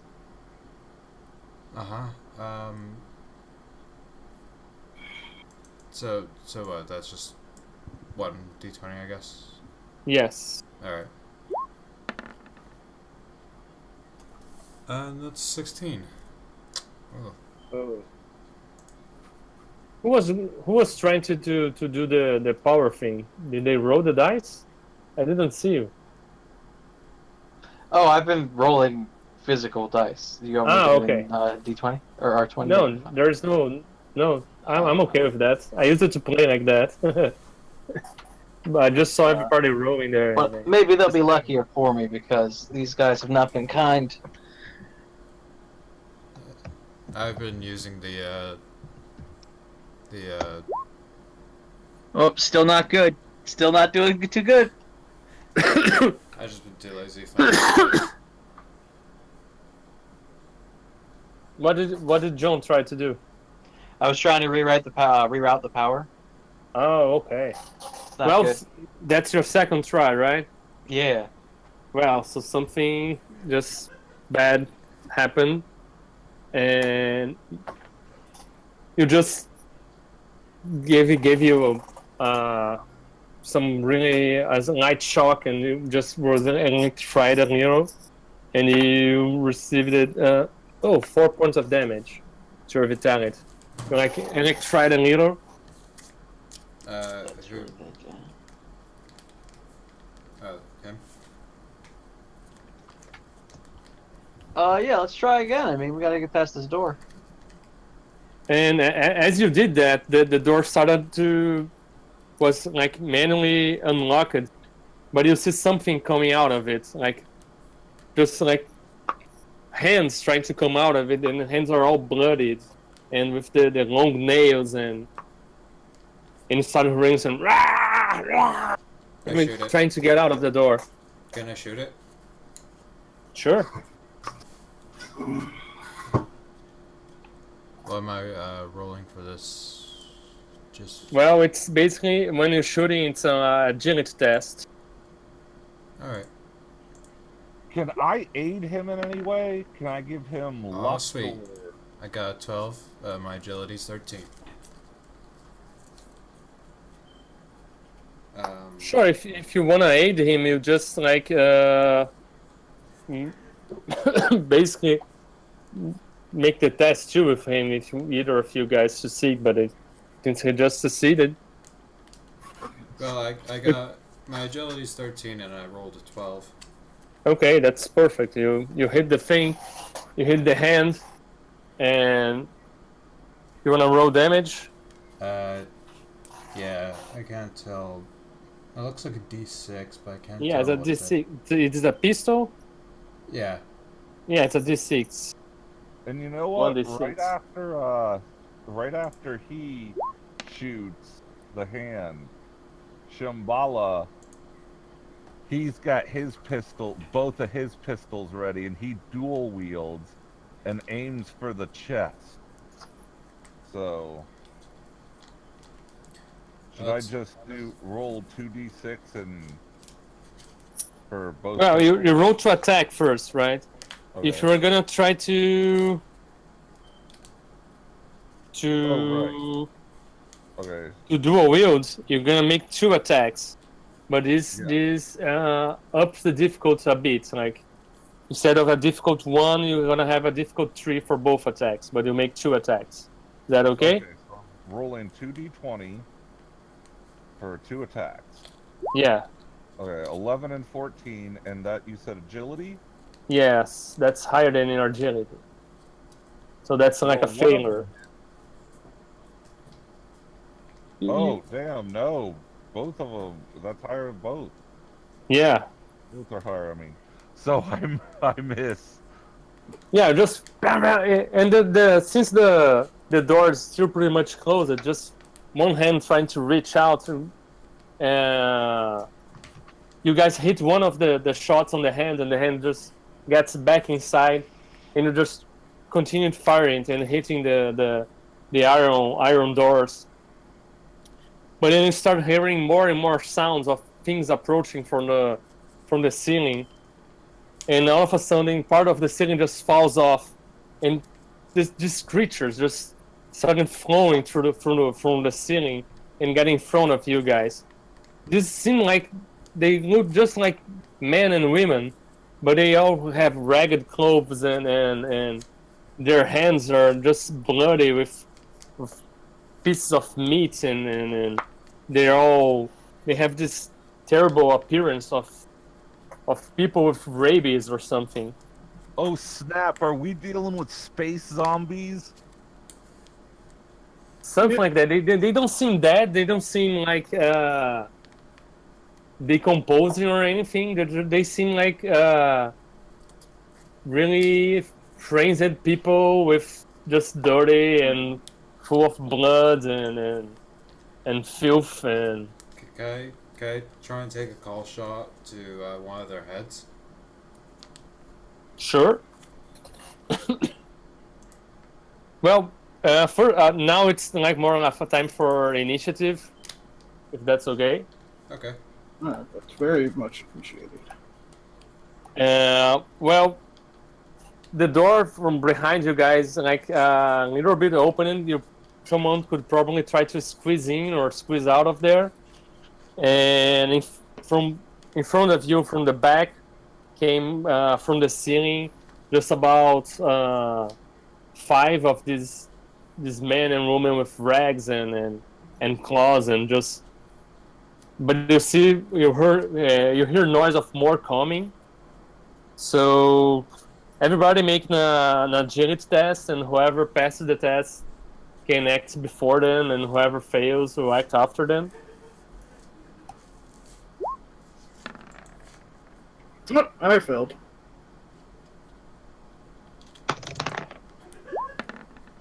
I was like, I passed. I succeeded. I succeed.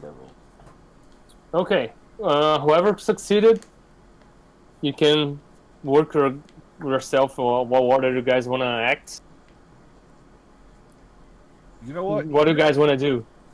Here's what Shambhala is gonna do. He casts false vision on the horde of whatever they are to make it look like we just rabbited past them. So basically to make it look like we went in the opposite direction that we are. Okay, you guys are behind them, as if you guys were behind them, right? Yeah, like we just zip by them. Like, it's a sight to be. If this works, it will truly be a sight to behold. Because what's our enforcer's name? Max. Yep.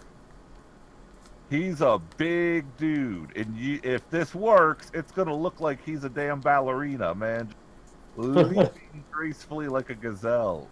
Oh, I have extraordinary jumps, so I could just do that anyway. Okay, so which one am I rolling for that? Is that a D20? Okay, for each creature you want to try to affect, it's a difficulty of 1. So it would be a power level 5 spell. That's like 4 levels above your own, so you have to pay 4 vitality points for that. Is that okay? Let me take 1 second. 4 vitality points. I have that. Yes, go for it. And do you want to spend more to get advantage, or do you want to spend some of your physique or agility to add to your willpower to make it more likely for you to succeed, or? I can use my willpower. I can use my It's gonna be a difficult 5 willpower test. Yes. Your willpower is 13, so you would have to roll below 13 but above 5. If you spend some points of physique or agility, you can add that to your willpower for this test. Like, if you spend 2 points of physique, so your physique will drop to 9. You'd be considered as if you have willpower 15, for example. Do you want to do that? Second.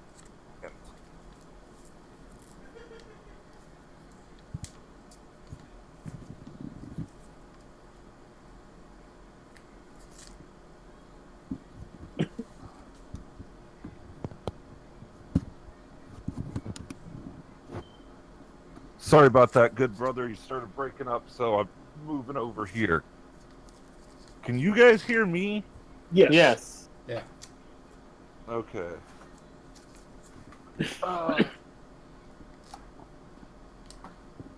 You broke up there for a sec, but basically use the other option that's not using my vitality to help my roll. Okay, you wanna do Luck, I think you said. the Void Hungers.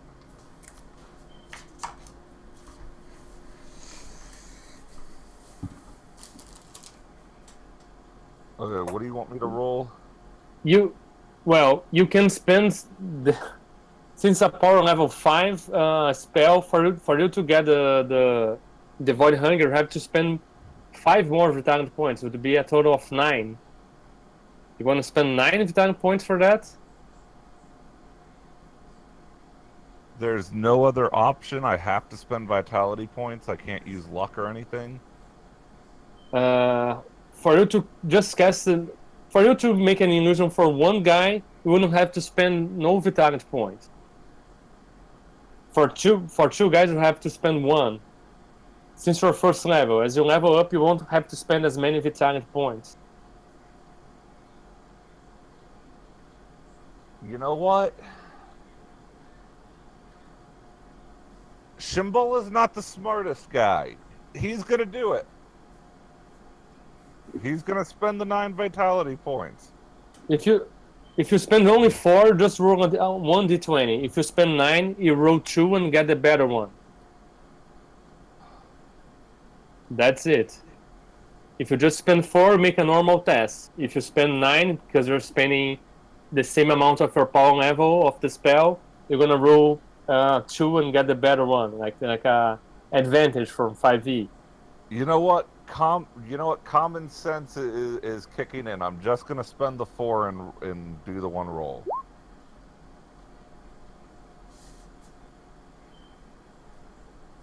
$16 is a failure. I forgot to tell you guys one one thing. There is the daring points mechanic. You guys, everybody start with one daring point, and you can spend a daring point to make a reroll or get an advantage on one die. Oh, I am so spending that daring point.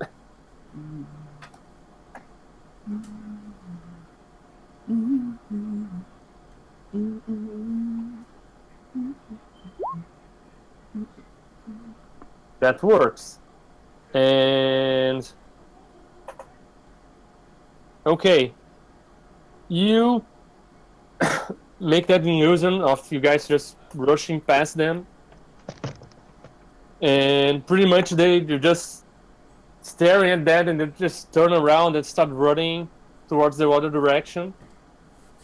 And has a pretty good duration for the spell. As a more higher power level you cast, the longer it lasts. So you bought yourself some time, but you're pretty.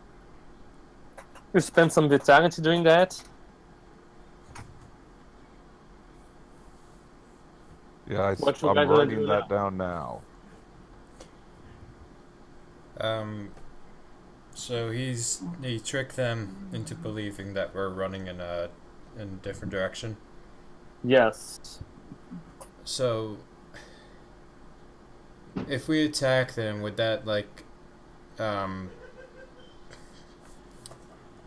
would that draw attention back to us, or would they still be distracted? Probably. Yeah. They probably draw attention back. They would get to make a test to break away from the illusion. Although he didn't cast that spell on all of them, just the ones. 5 of them. The 5 that were behind you guys. Oh, okay. There's probably some inside the cargo bay. You shoot one and it drop it dead. But maybe there's more inside, I don't know. But we'd Well, probably we know want to take. there's more inside. But we want to take care of the few that are in front of us. Right? There is one that you guys shoot and it's dead. Oh. That was going through from the door. Oh, And I the thought 5 there that was drop it behind. And you hear noise of more coming through to the ventilator vents. Is that on our side of the door or on the opposite side of the door? Your side of the door, and you guys are trying to get to the cargo bay that is not from where you're hearing the sounds. So, do you guys want to keep attacking, or do we want to try and escape into the cargo bay and shut the door? Go into the cargo bay. So, I guess we got him. if go we into all the go into the cargo bay, should I kind of make a roll to shut the door? Or is it already now powered up, so I could just press a button? It's not powered up. It's mechanically unlocked, so it's easier to just close or open. Oh, okay. So,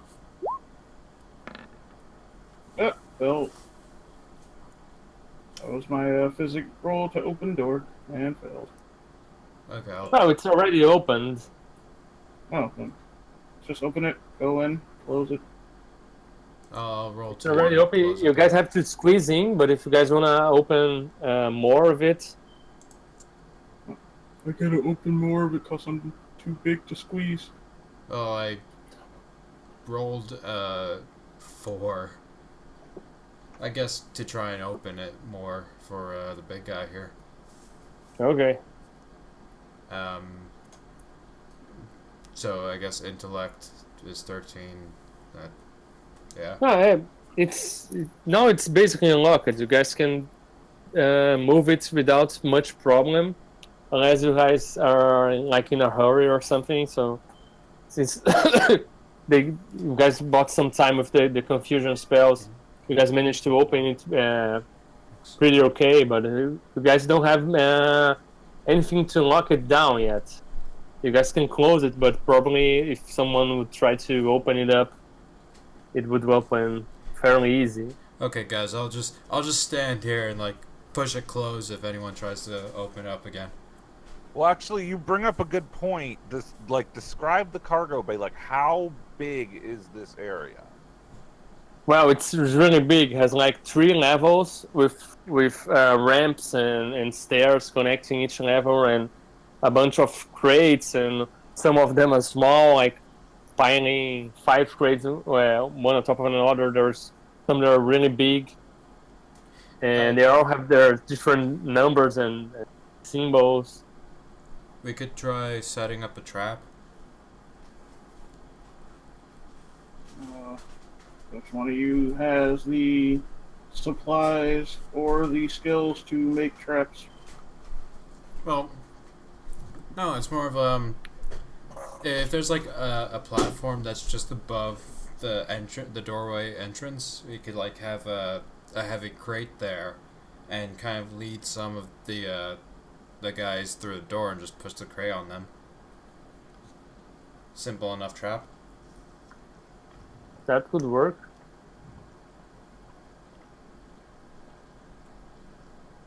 You guys can totally do that if you want to. There is levels, and you guys can probably get to a higher one and drop things from above for sure. If you guys are going to wait there to see if someone. I mean, we could also like push down the smaller crates and hope that they hit too, and cause some damage. But yeah.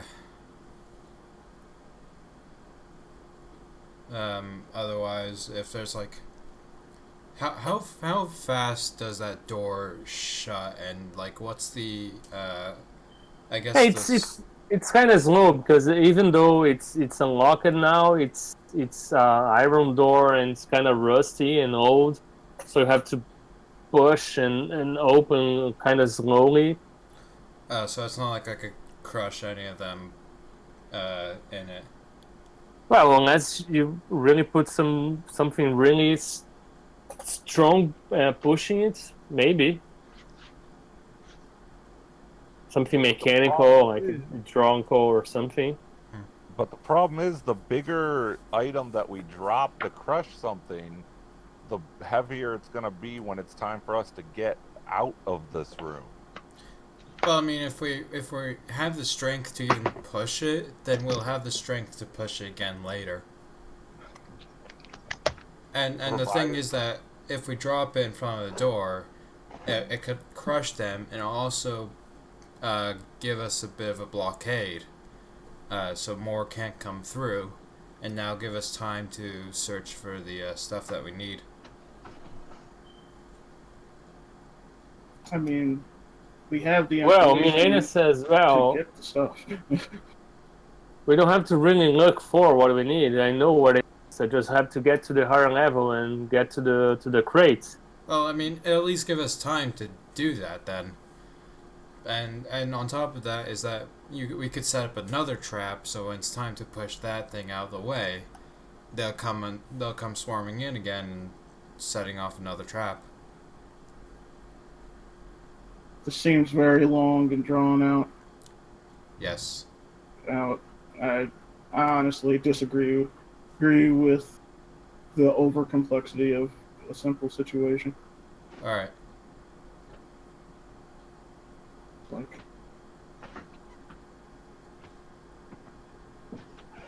Well, is there a better plan? Yes, I know exactly what Max is gonna say. He's gonna have he wants 100 of these things to come after him, so they can all get these hands. That is a quicker plan.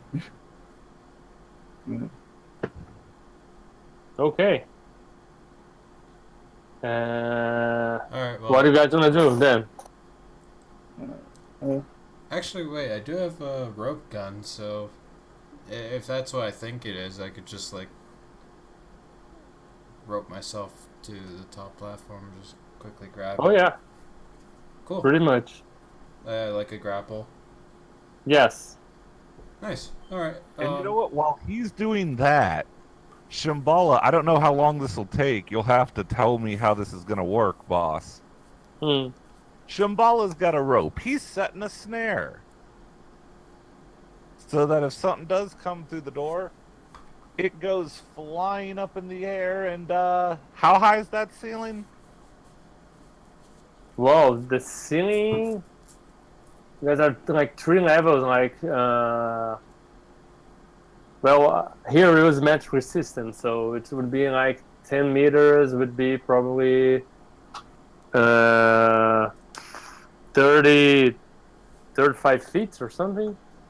I don't think it'll be. Well, I don't think they'll smash into the ceiling, but at least they'll be out of our hair. So, what am I rolling for that? That would be. What do you wanna do? Just strengthen a rope right after I'm the gonna door? set a snare. Oh, okay. Like a trap, like a hunting snare. Okay. And my intelligence is 13. That's fine. Just make a 13. How many do you wanna catch with one snare? I'm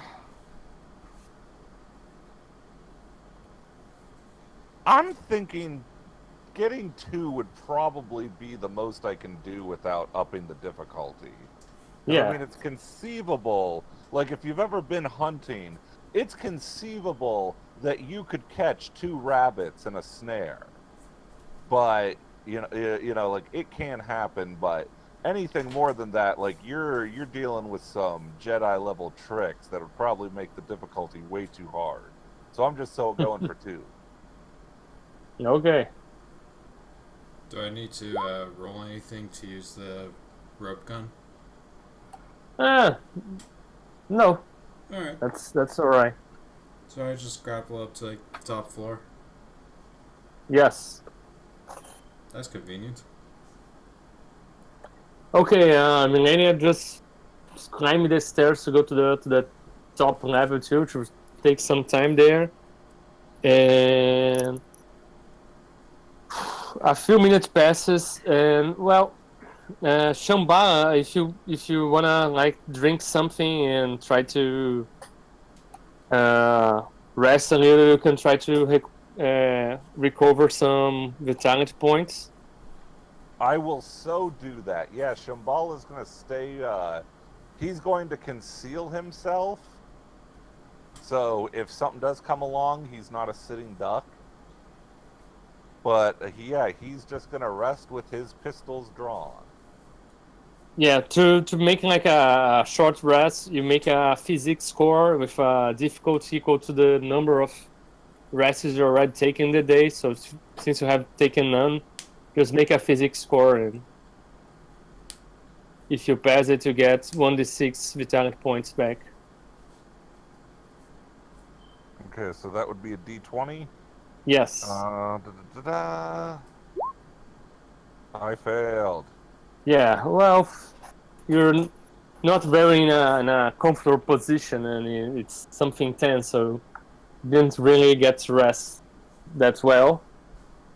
And guys, as you start hearing the approaching footsteps of these creatures, Milena gets to the top floor and says she's going to look for the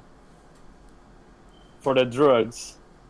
Is someone going with her? Or you guys gonna stand guard for the creatures? I will stand guard. I'll help her grab the shit. Okay. Yeah, I'm standing. Is my rest opportunity over? Unless you're gonna spend more time just resting, but start hearing these creatures approaching from the vents, from the walls and from the ceiling, and you start hearing them scratching the door downstairs, and you guys also sense a rumble on the ship, like it's something, as if some other ship has attached to it, like if the ship just shakes, and as if something else has attached to it from the outside. Looked at Max and is like, I don't know what would be worse. If that's the lawmen coming to save our bacon, or that's the lawmen coming to put us in the ground. Pretty sure being in ground would be worse. I say As to. there's no ground in space. I guess we better hurry up and grab this shit. Okay. As you guys look at each other and talk, like three of these creatures, one coming from the main door, just opens just a little bit and tries to step in. Actually, question about the cargo hold. Is there like a lock or a lock to the outside, an airlock or anything like that? To, if these ships might like easy transfers there to have a huge airlock or anything like that. Sure. Yes. There's the door to the rest of the ship on the back of the cargo compartment. There is an airlock to dump things, or just to receive other cargoes too. Okay, we could use that. Okay, as I was saying, like just one of them just opens a space on the door, just enough for it to scramble in on the cargo bay, and two more just opens passage on one of the vents on the cargo, and so that there's two on the upper level and one entering on the cargo door. Well, the one entering on the cargo door should trigger my snare. Yeah, that's exactly what I was going to say that. And I'm just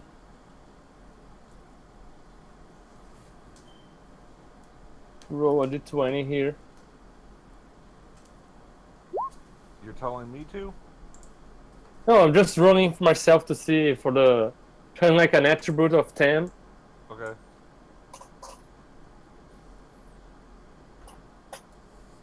She gets to the trap, and it's hooking on the snare, and she gets thrown out and hits some of the cargo crates that just get stumbling down and fall and breaking other stuff on the right on the first level. And they don't seem to move much. The other two on the top floor just falls to the ground and start like crawling toward you guys over there. What do you guys want to do? Did we get the stuff yet, or are we still trying to go for it? She's looking for the crates on the on the back of the the levels. Just looking on her notes and find the crates, and you guys are probably getting close. So we're gonna have to protect Like maybe one or two. Shambhala fires off an energy projectile at the ugliest looking one of these things that came out of the event. Okay. Oh, that's rude. Thank you, Craig. He's trying his best. The other projectile works like this: like for each power level you want to cast it, it does 1d6 points of damage. So if you want to just cast it as a 1d6, you just cast it its power level 1, and you don't have to spend any vitality point. But if you want to cast on higher power levels, for each one after first, you have to pay 1 vitality point. So if you want to do 3d6 points of damage, it will be a power level 3. power, you have to spend 2 vitality points because it's 2 higher than your level. Okay, now tell me if this is dangerous thinking. I'm thinking if the pistol just hit the first creature in the hand and that died, I'm thinking at a level 1 energy bolt should be enough to fry the thing. Yes. Does that sound like good logic? Yes. Okay. That's good thinking. I will just use... Unless you see like something like a gigantic creature or something, you're probably guessing right. It just it looks like the one we've been seeing. Yes. Right? Yes. Okay, They seem like normal people, but for some reason going savage or insane for some reason. So are they just as vulnerable as normal people? Yeah. Oh, okay. So like literally anything can kill them. Yes. Oh wait, I rolled a d20. I'm sorry, I should have rolled a d6, huh? No, that's a d20. You have to roll to see if you are able to cast it. Oh, sorry. So that's above your willpower. Oh, it's above by 1. Can I use the Yeah. luck to bring that down? That's more like the daring point kind of thing. I already used a daring point. Yeah. I mean, you can get more daring points like doing daring things and doing crazy shenanigans. You can win more daring points. But since you fail the energy projectile spell, you have to make a choice. Do you want to keep the power for today, or do you want to like suffer a backlash for it? Do I want to keep the power for today or suffer? Do you want to keep and suffer a backlash, or do you want to lose it and doesn't suffer any backlash?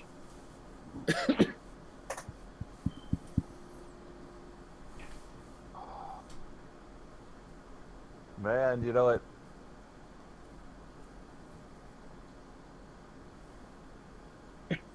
If I suffer a backlash, I can try to get the monster again, right?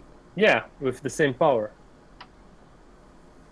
I'm gonna risk the backlash. Okay.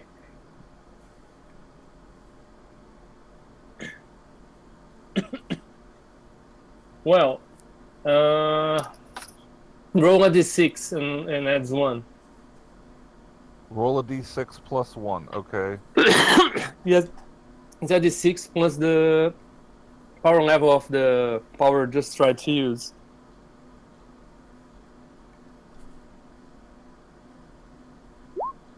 Six. Oh, okay. 7. The character creates a link between them and their alliance minds, but they can't control it. Their thoughts get in the way of each other, make them receive a negative die for all action. So you guys are just fusing your thoughts with one another, like you can really discern between what you guys are thinking. So Max and Shambhala can read each other's minds. Well, they can really read because you can control this, just mixing everybody's thoughts with one another. This will last just for 1 round, but for this round, everybody has receives a negative die.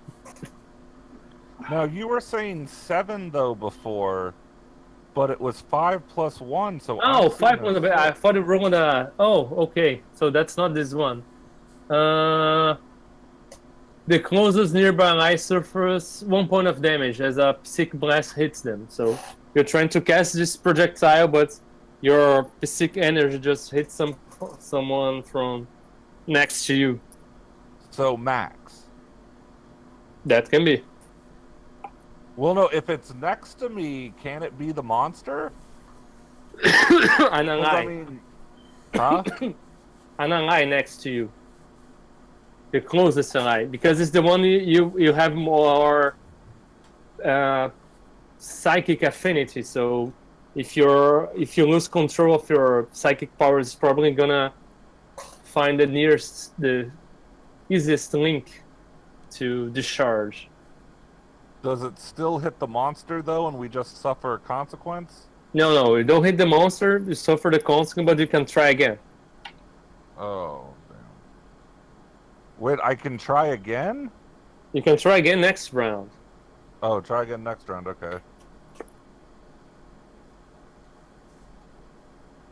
Did you do something for your mic? You got kind of echoey there. I got echo. Yeah, and it didn't happen until you started fumbling with your cord. I don't know. I can try to disconnect and connect again. Am I the only one hearing this, guys? Yeah. I'm not He sounds fine to me. Do you have the Twitch open so it's like generating the echo, or? It's paused, but you know what? I'm taking the Twitch off. I just clicked off Twitch. Now say something. Hello, maybe the Roll20 too. I don't know.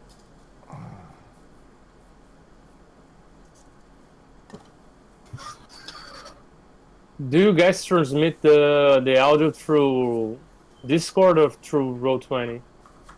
The audio's through Discord. Okay, so.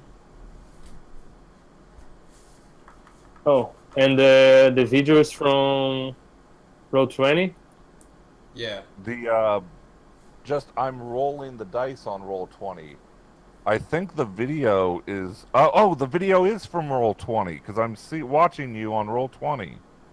Okay, just to make sure, I set the Roll20 to just send out the video only and no.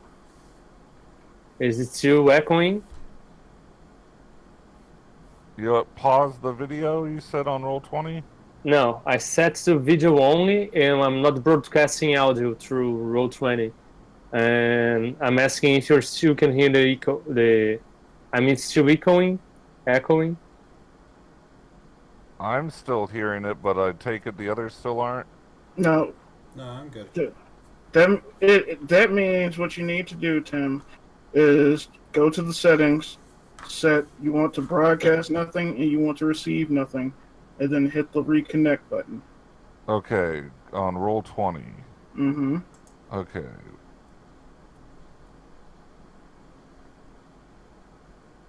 Why did that start now? Like, we've been playing for over an hour before this happened. Okay, my settings. Broadcast nothing. Where is it?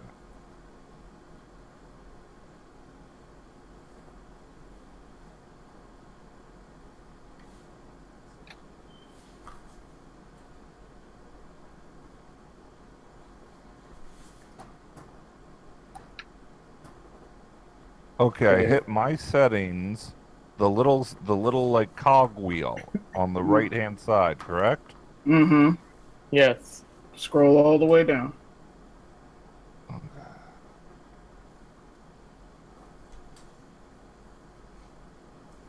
Okay, got it. Nothing. Gotcha. Thanks. Try it now. Hey, can you hear me? Is everything alright? Yeah, I can. Thank you for your help, my brother. No problem. I don't know why. Why did that happen now, though? Like, we've been playing for so long. Yeah, I don't know. The wonders of technology. Wait, I'm sorry about that, guys. Let's keep going. The monsters are bearing down on me and Max, and I missed Through the my energy confusion. projectile. Huh? Yes. Through the confusion, you're nervous and you lose control of your psychic powers, and someone gets backlashed with a mind blast, suffering minor damage. Ah, So who wants to act next? I will. Alright. It's like I want to, You guys continue to hear noises of creatures. coming through the door and the vents. It's like I will address the situation at the door. Like I will push it open and begin swinging at whatever's there with my hammer. Okay. So, As you open the door, you see three of these creatures just ready to jump on you. all right. That is below my physique of Great. 14. So, You and hit since with 1d6 plus 1, right? It's a two-handed hammer? it is a two-handed hammer, so Okay. I hit with 1d6 plus 1, plus it happens to be my favorite weapon, so It's plus 1, so do 6 plus 2. yep. And yep. And since it's a melee attack for feel the pain, that's another plus 1. Yay!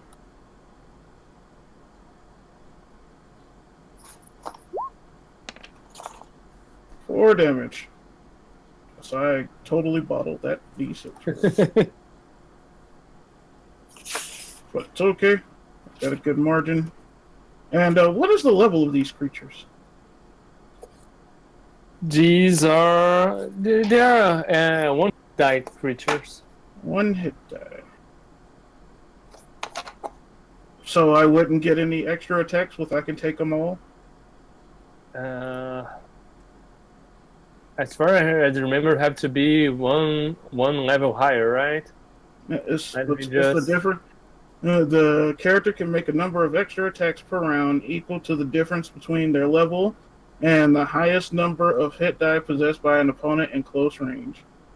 Yeah, it probably would have to be level 2 to get Okay. extra tracks. But Alright. you can make extra tracks like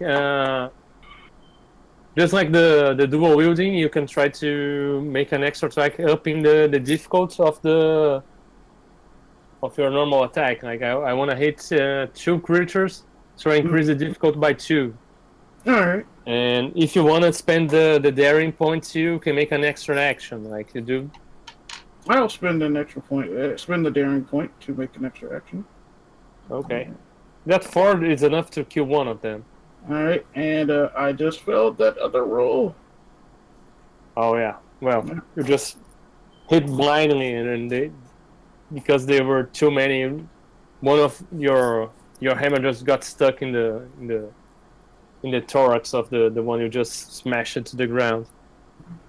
Alright. Then that is my turn. And what do we have next? So, I have a flashlight. If I try shining that through the vents, will that scare off some of them? They're calling through there. You can try to. I don't You like wanna the try tone that? of his voice. I honestly don't know what the idea is. It's just something I thought to like hold them back a bit. Do you wanna try it? Yeah, I'm gonna try it. Which one am I rolling though?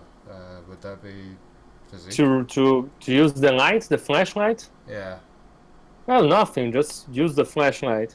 Oh yeah. And I really haven't really defined that. So if you want to make a luck roll to see if they're scared of light, and if you pass, they are. If you don't, they aren't. Yeah, sure. That's a 1. Okay. Yeah, they don't like light. Nice. Using their face and they just put their hands over their face, try to block the light, And try to hide from it. that means I'd still have my action, right? So I could try. Is there one close to me still? Sure. Okay. You're on the upper platform, Yeah. the higher level. Yeah, sure. One So- just jumped right on it. Okay, so I could try shooting it. Yeah, you have a positive die to do that since he's hiding from the light. So roll 2d20s and get the better one.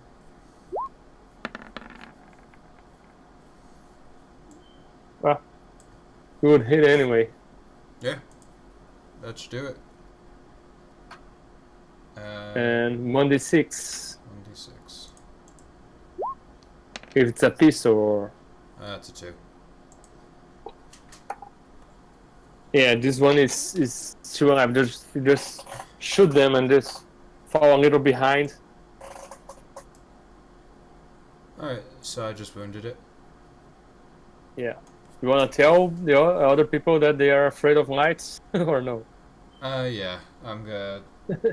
Well, I have a comm device. Does anyone else have that, or do I have to yell down? I do. I have a comm device. Yeah, not every character has one, I guess. I don't know, but I figured I would ask. So You probably know who has and who hasn't, but you can shout too. All right. Well, yeah, I just shout or whatever, like, "Hey guys, they're afraid of lights. They're like vampires." Okay. Well, Is it, shit. I don't even have a flashlight. Is it the guide's turn? Well, did every one of you have Yes. acted already? Yes. I just said I was helping her smuggle things, so I assume that's Oh, yeah, going yeah. swimmingly. Yeah, okay.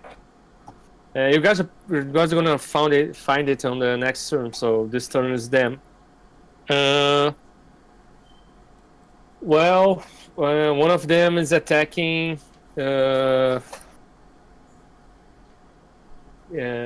Steven guy who's the flashlight.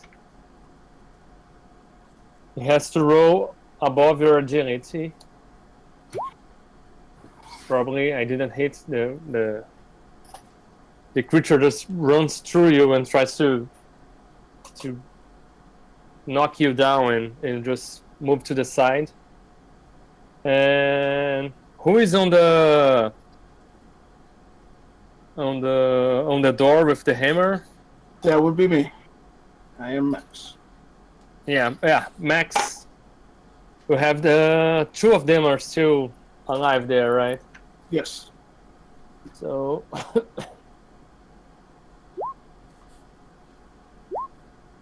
one of them rolled a 10, another a 19. What's your agility? Probably the 19 hit. My agility is a 14. Okay, so just one of them hits you, and they do d6 minus 1 points of damage. One of them hits you in the arm and just scratches your arm with their dirty nails full of blood and probably some bacteria too. Alright. So I take 2 damage. With my medium armor, I have DR2. And who else is on there? Oh, Shamba, you were trying to hit one of them with your energy projectile. You're on the upper floor?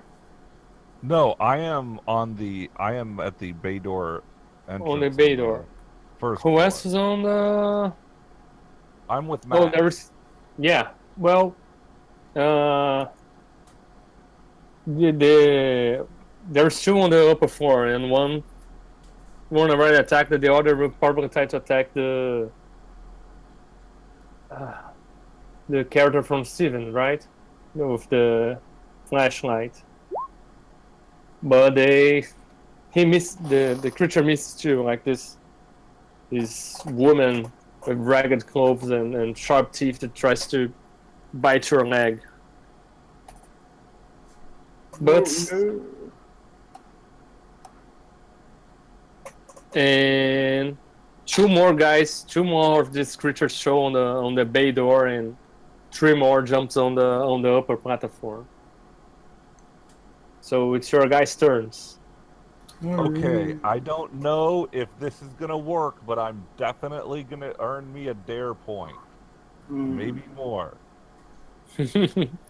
Okay, describe to me exactly. So 2 more came in, and there's Yeah. already 2 there. We have 5 on the upper level and 4 on the lower level now. Okay.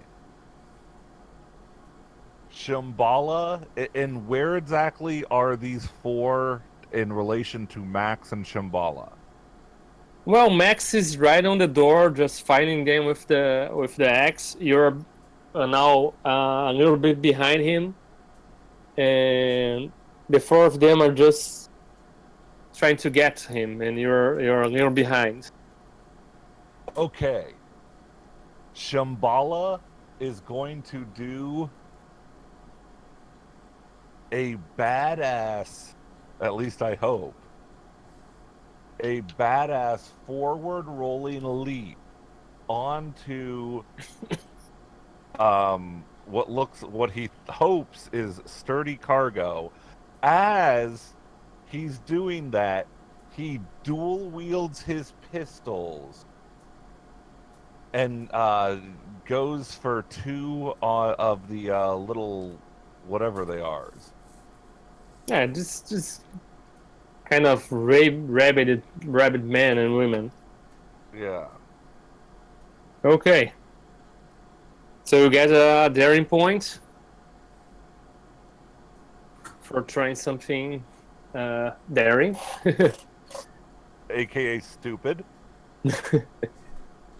And you gonna try to make the agility test to hit them. It's difficult 3 for each attack because it's trying to hit 2 at the same time. And if you roll higher than your agility, you're probably gonna fall. Okay. So roll 2d20 and can I just the dare point I can use to re-roll? Could I use I mean I haven't used any luck yet. Could I use luck to like Shambhala says a space blessing. He kisses his pistols. And can that give me some luck? Luck to do what? Or something? Huh? To help with with your aim.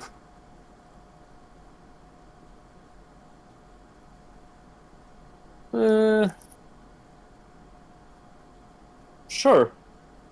You probably have to make a luck roll, and if luck you roll would be 1d6. Let me yes. set that back. Okay. No modifier. No. I made it. Okay. So what do you want your shot to do? Besides hitting them. I don't know if this would go into dare, but I think it'd be pretty badass if I pull off 2 headshots. Sure. Well, if you succeed on an agility test, both of them will be dead. Then. Is that fair? Okay, so I'll roll 2, and we'll just take the best one. And if one of them is good, I kill both of them. Okay. Okay.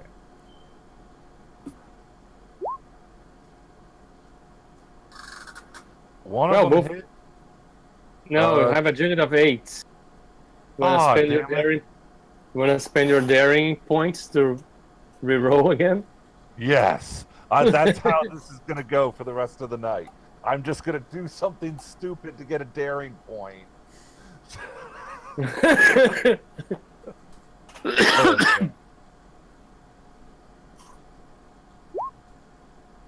Oh damn. Wah wah wah. Well, you tried at least. And you made the jump, made the 2 shots, and you landed on one of the crates, but the crates fell. You just couldn't balance yourself on above the crates and just they fell down. And well, make Max do an agility test so you don't fall above him, over him.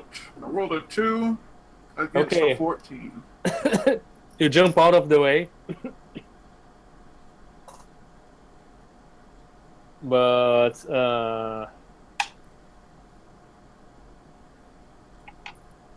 Shambhala suffers 1 point of damage from the fall.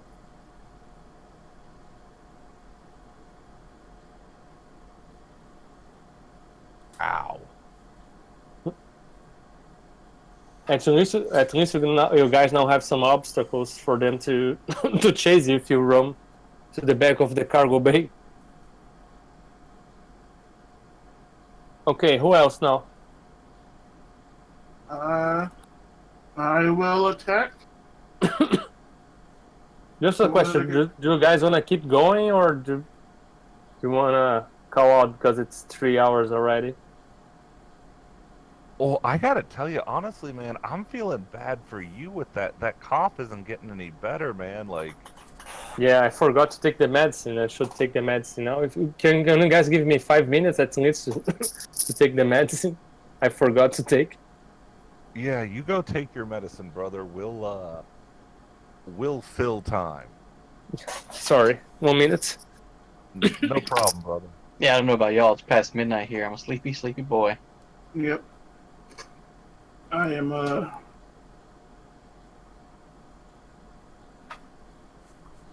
be It is. back. I gotta get a drink of water. I'm like tired and thirsty.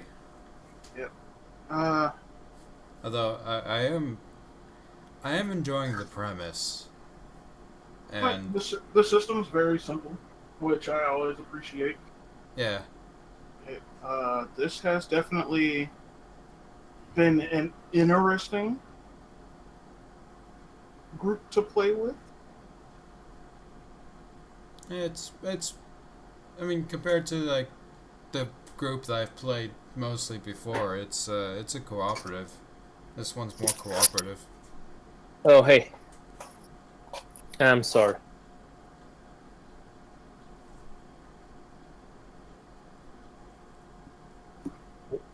You guys there? You guys took a break too. I'll be right back. I am Oh, here. yeah. I am here. But I sort of need to leave, unfortunately. Yeah, I don't know how you guys do that. We took some while to start, and you guys want to stop here? You guys want to continue another day? I don't know, or it's... I was like, I would definitely be up for continuing another day. Yeah. Typically, with our sessions, they usually start a bit sooner, and we Yeah, kind I'm of power sorry for that. through it. Oh, that's all right. Right, everything happens. Yeah, I mean, it was just a matter of timing. Like, less than 24 hours before this game starts, somebody, I think it was Steven, posts on Discord, basically, we need more people to make this game happen. So I'm like, I'll have an hour after work to do it. I'll give it a shot and help make the thing happen. But Alright, I'm back. I mean, I've been a little out of it, but yeah, I'll definitely try again. It's like, I actually do enjoy your system. Oh, thank you. System, like, I like it. Like, it was easy. Like, once I actually had a moment to sit down and read through the book, I was able to just make a character like that, and it's a character I'm actually quite happy with. Cool, I'm happy for that. And if you guys want to check out the system that it's based on, it's from Sharp Swords and Sinister Spells. It's a pay what you want RPG on Drive-Thru and RPG Now. It's more like Sword and Sorcery, like Conan and Farther than the Grey Mouser. Mm-hmm. But it has lots of tables and generators you can use on other games too. if you guys like that kind of thing. I don't know.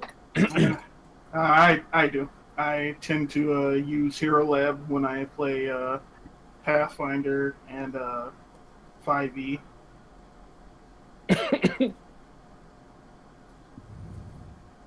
And I'm sorry for my English and my accent and my cough fashion. No, you don't have to apologize, guys, for the way you speak, my friend. I mean, I was able to understand. Nah, I'm having fun It's too. like, it's like 3 hours personally, is I about think you sound lovely. the limit. Might be time for everybody to get some sleep.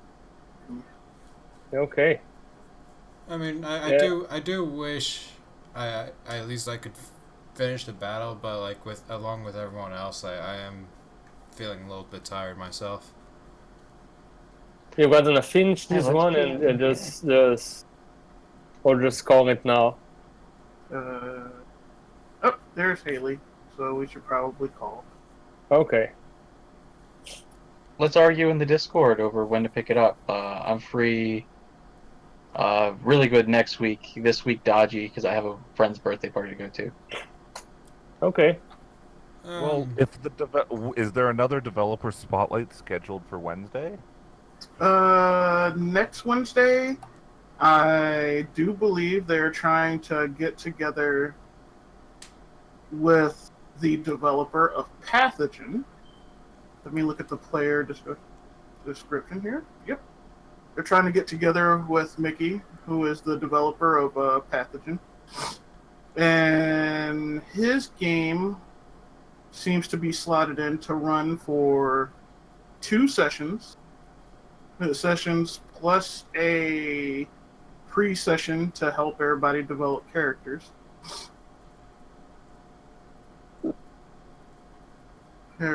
I'm not exactly sure if they have that solidly dated just yet. That would be most likely down here in the scheduling thing that I just lost. I mean, I can tell you. Well, do you guys play any other day? I don't know. You guys have. I probably can play any day except Tuesday and Friday night. Okay. There seems to be. We don't stream on Thursdays. Okay, so not tomorrow. I'm free pretty much any time. My schedule's pretty much open. You know, Steven's here if you want to check with him about like scheduling anything. Steven would be most appropriate You wanna, for the schedulings. oh wait, I should turn that down. Turn that way down. Way down. Hey man, thanks for having us though. It's a cool game. Yeah, Whoa. thanks for playing and being patient with the game system. And if you guys want to let me know what you guys think, or I thought it was awesome. Move for a sec. Hey, thanks for running the game, Diogo. It's great. yeah, having thanks you for on. having me, guys. It's great for having you on the show. I hope everyone had fun. So what's going on? We are wrapping up, Oh, that's good. and possibly if you can get it into the There schedule, we go. I believe Diogo would like to continue this particular game with us. If you guys are up for it, we can Yeah, finish up. Yeah, we could do that. We could, like I said, if you guys want, like I said, we can do like one or two session games. We could probably, let me think. We could. I'll put you. Tell you what, Diogo, I'll put you in touch with one of our mods who's handling the scheduling now, and we'll try to see where we can fit you in to maybe like wrap this thing, to like do another session of this thing to get the adventure wrapped up. Sure. 2 shots. If you want Yay. input, I've never played anything outside. I've like a few Pathfinder sessions, I'm a D&D 5e guy, and I'm pretty new at that. So, and I probably came into this with the biggest handicap because I literally came off 12 hours of work right before this game started. And I would say that once, like, looking at the book, it was just, like, really overwhelming being so tired. But once we started playing, I think I got it. It's pretty straightforward, like attribute tests that have only 4 attributes, and basically they roll under but above difficulty. So, Yeah. and if And you have we're- something that would help you with the test, you get advantage or not. Yeah. And one of the things it's different from what I'm used to, like with D&D, there is victory is more of an obtainable, concrete thing. Like with this, it feels like, you know, it's not about winning per se. It's about making something interesting happen for the Yes, rest of the game. yes. That's the spirit I was trying to capture, and it's more about the journey than the destination, I guess. Yeah, well, yeah, that's how all games should be, right? I mean, yeah. All right. I actually managed to look over the book a little bit while I was because I was in between working things out for the Saturday game I'm doing and actually looking over the book because I figured I didn't have the energy to actually hop in, but I actually wanted to read over it. It does look interesting. Yeah, like when I look at the art, it just looks like a sort of cross between Conan and like Firefly or like some sort of yeah. it's like or like Flash Gordon. That's what it would be. Like Yeah. My concept for it is basically Dark Sun in space. It's yeah. Dark Sun in space. Dark Souls. But I put something of Firefly, Star Wars, and Conan, and there is on the back of the documents on the crowdfunding there is all the reference, and yeah. I put Firefly over there. I put Star Wars, Star Trek, heavy metal comics. Yeah, I was trying to tell Ben like he's like what's the like what kind of style of like sci-fi fantasy is this? Because if it's 80s, I'd be into that. I'm like, yeah, it kind of looks like He-Man. It kind of looks like there's a lot of it. when your eyes are so slightly. So yeah, thanks for coming on, Diogo. We'll see when we can. Thanks for having me. We'll see when we can squeeze in another session of this, probably. In Sure. the meantime, thanks to everyone who was watching. I know this went a little late, but it was great having everyone who did watch, and we'll try and see if we can get another episode of this up at some point. In the meantime, this will be going up on YouTube, and I'll get a link to you, Diogo, for that. So, Thank you. without further ado, thank you all for watching. Keep tuning in for more developer spotlights like this. We have a lot coming up. A lot of cool devs going to be coming on to show off their games. So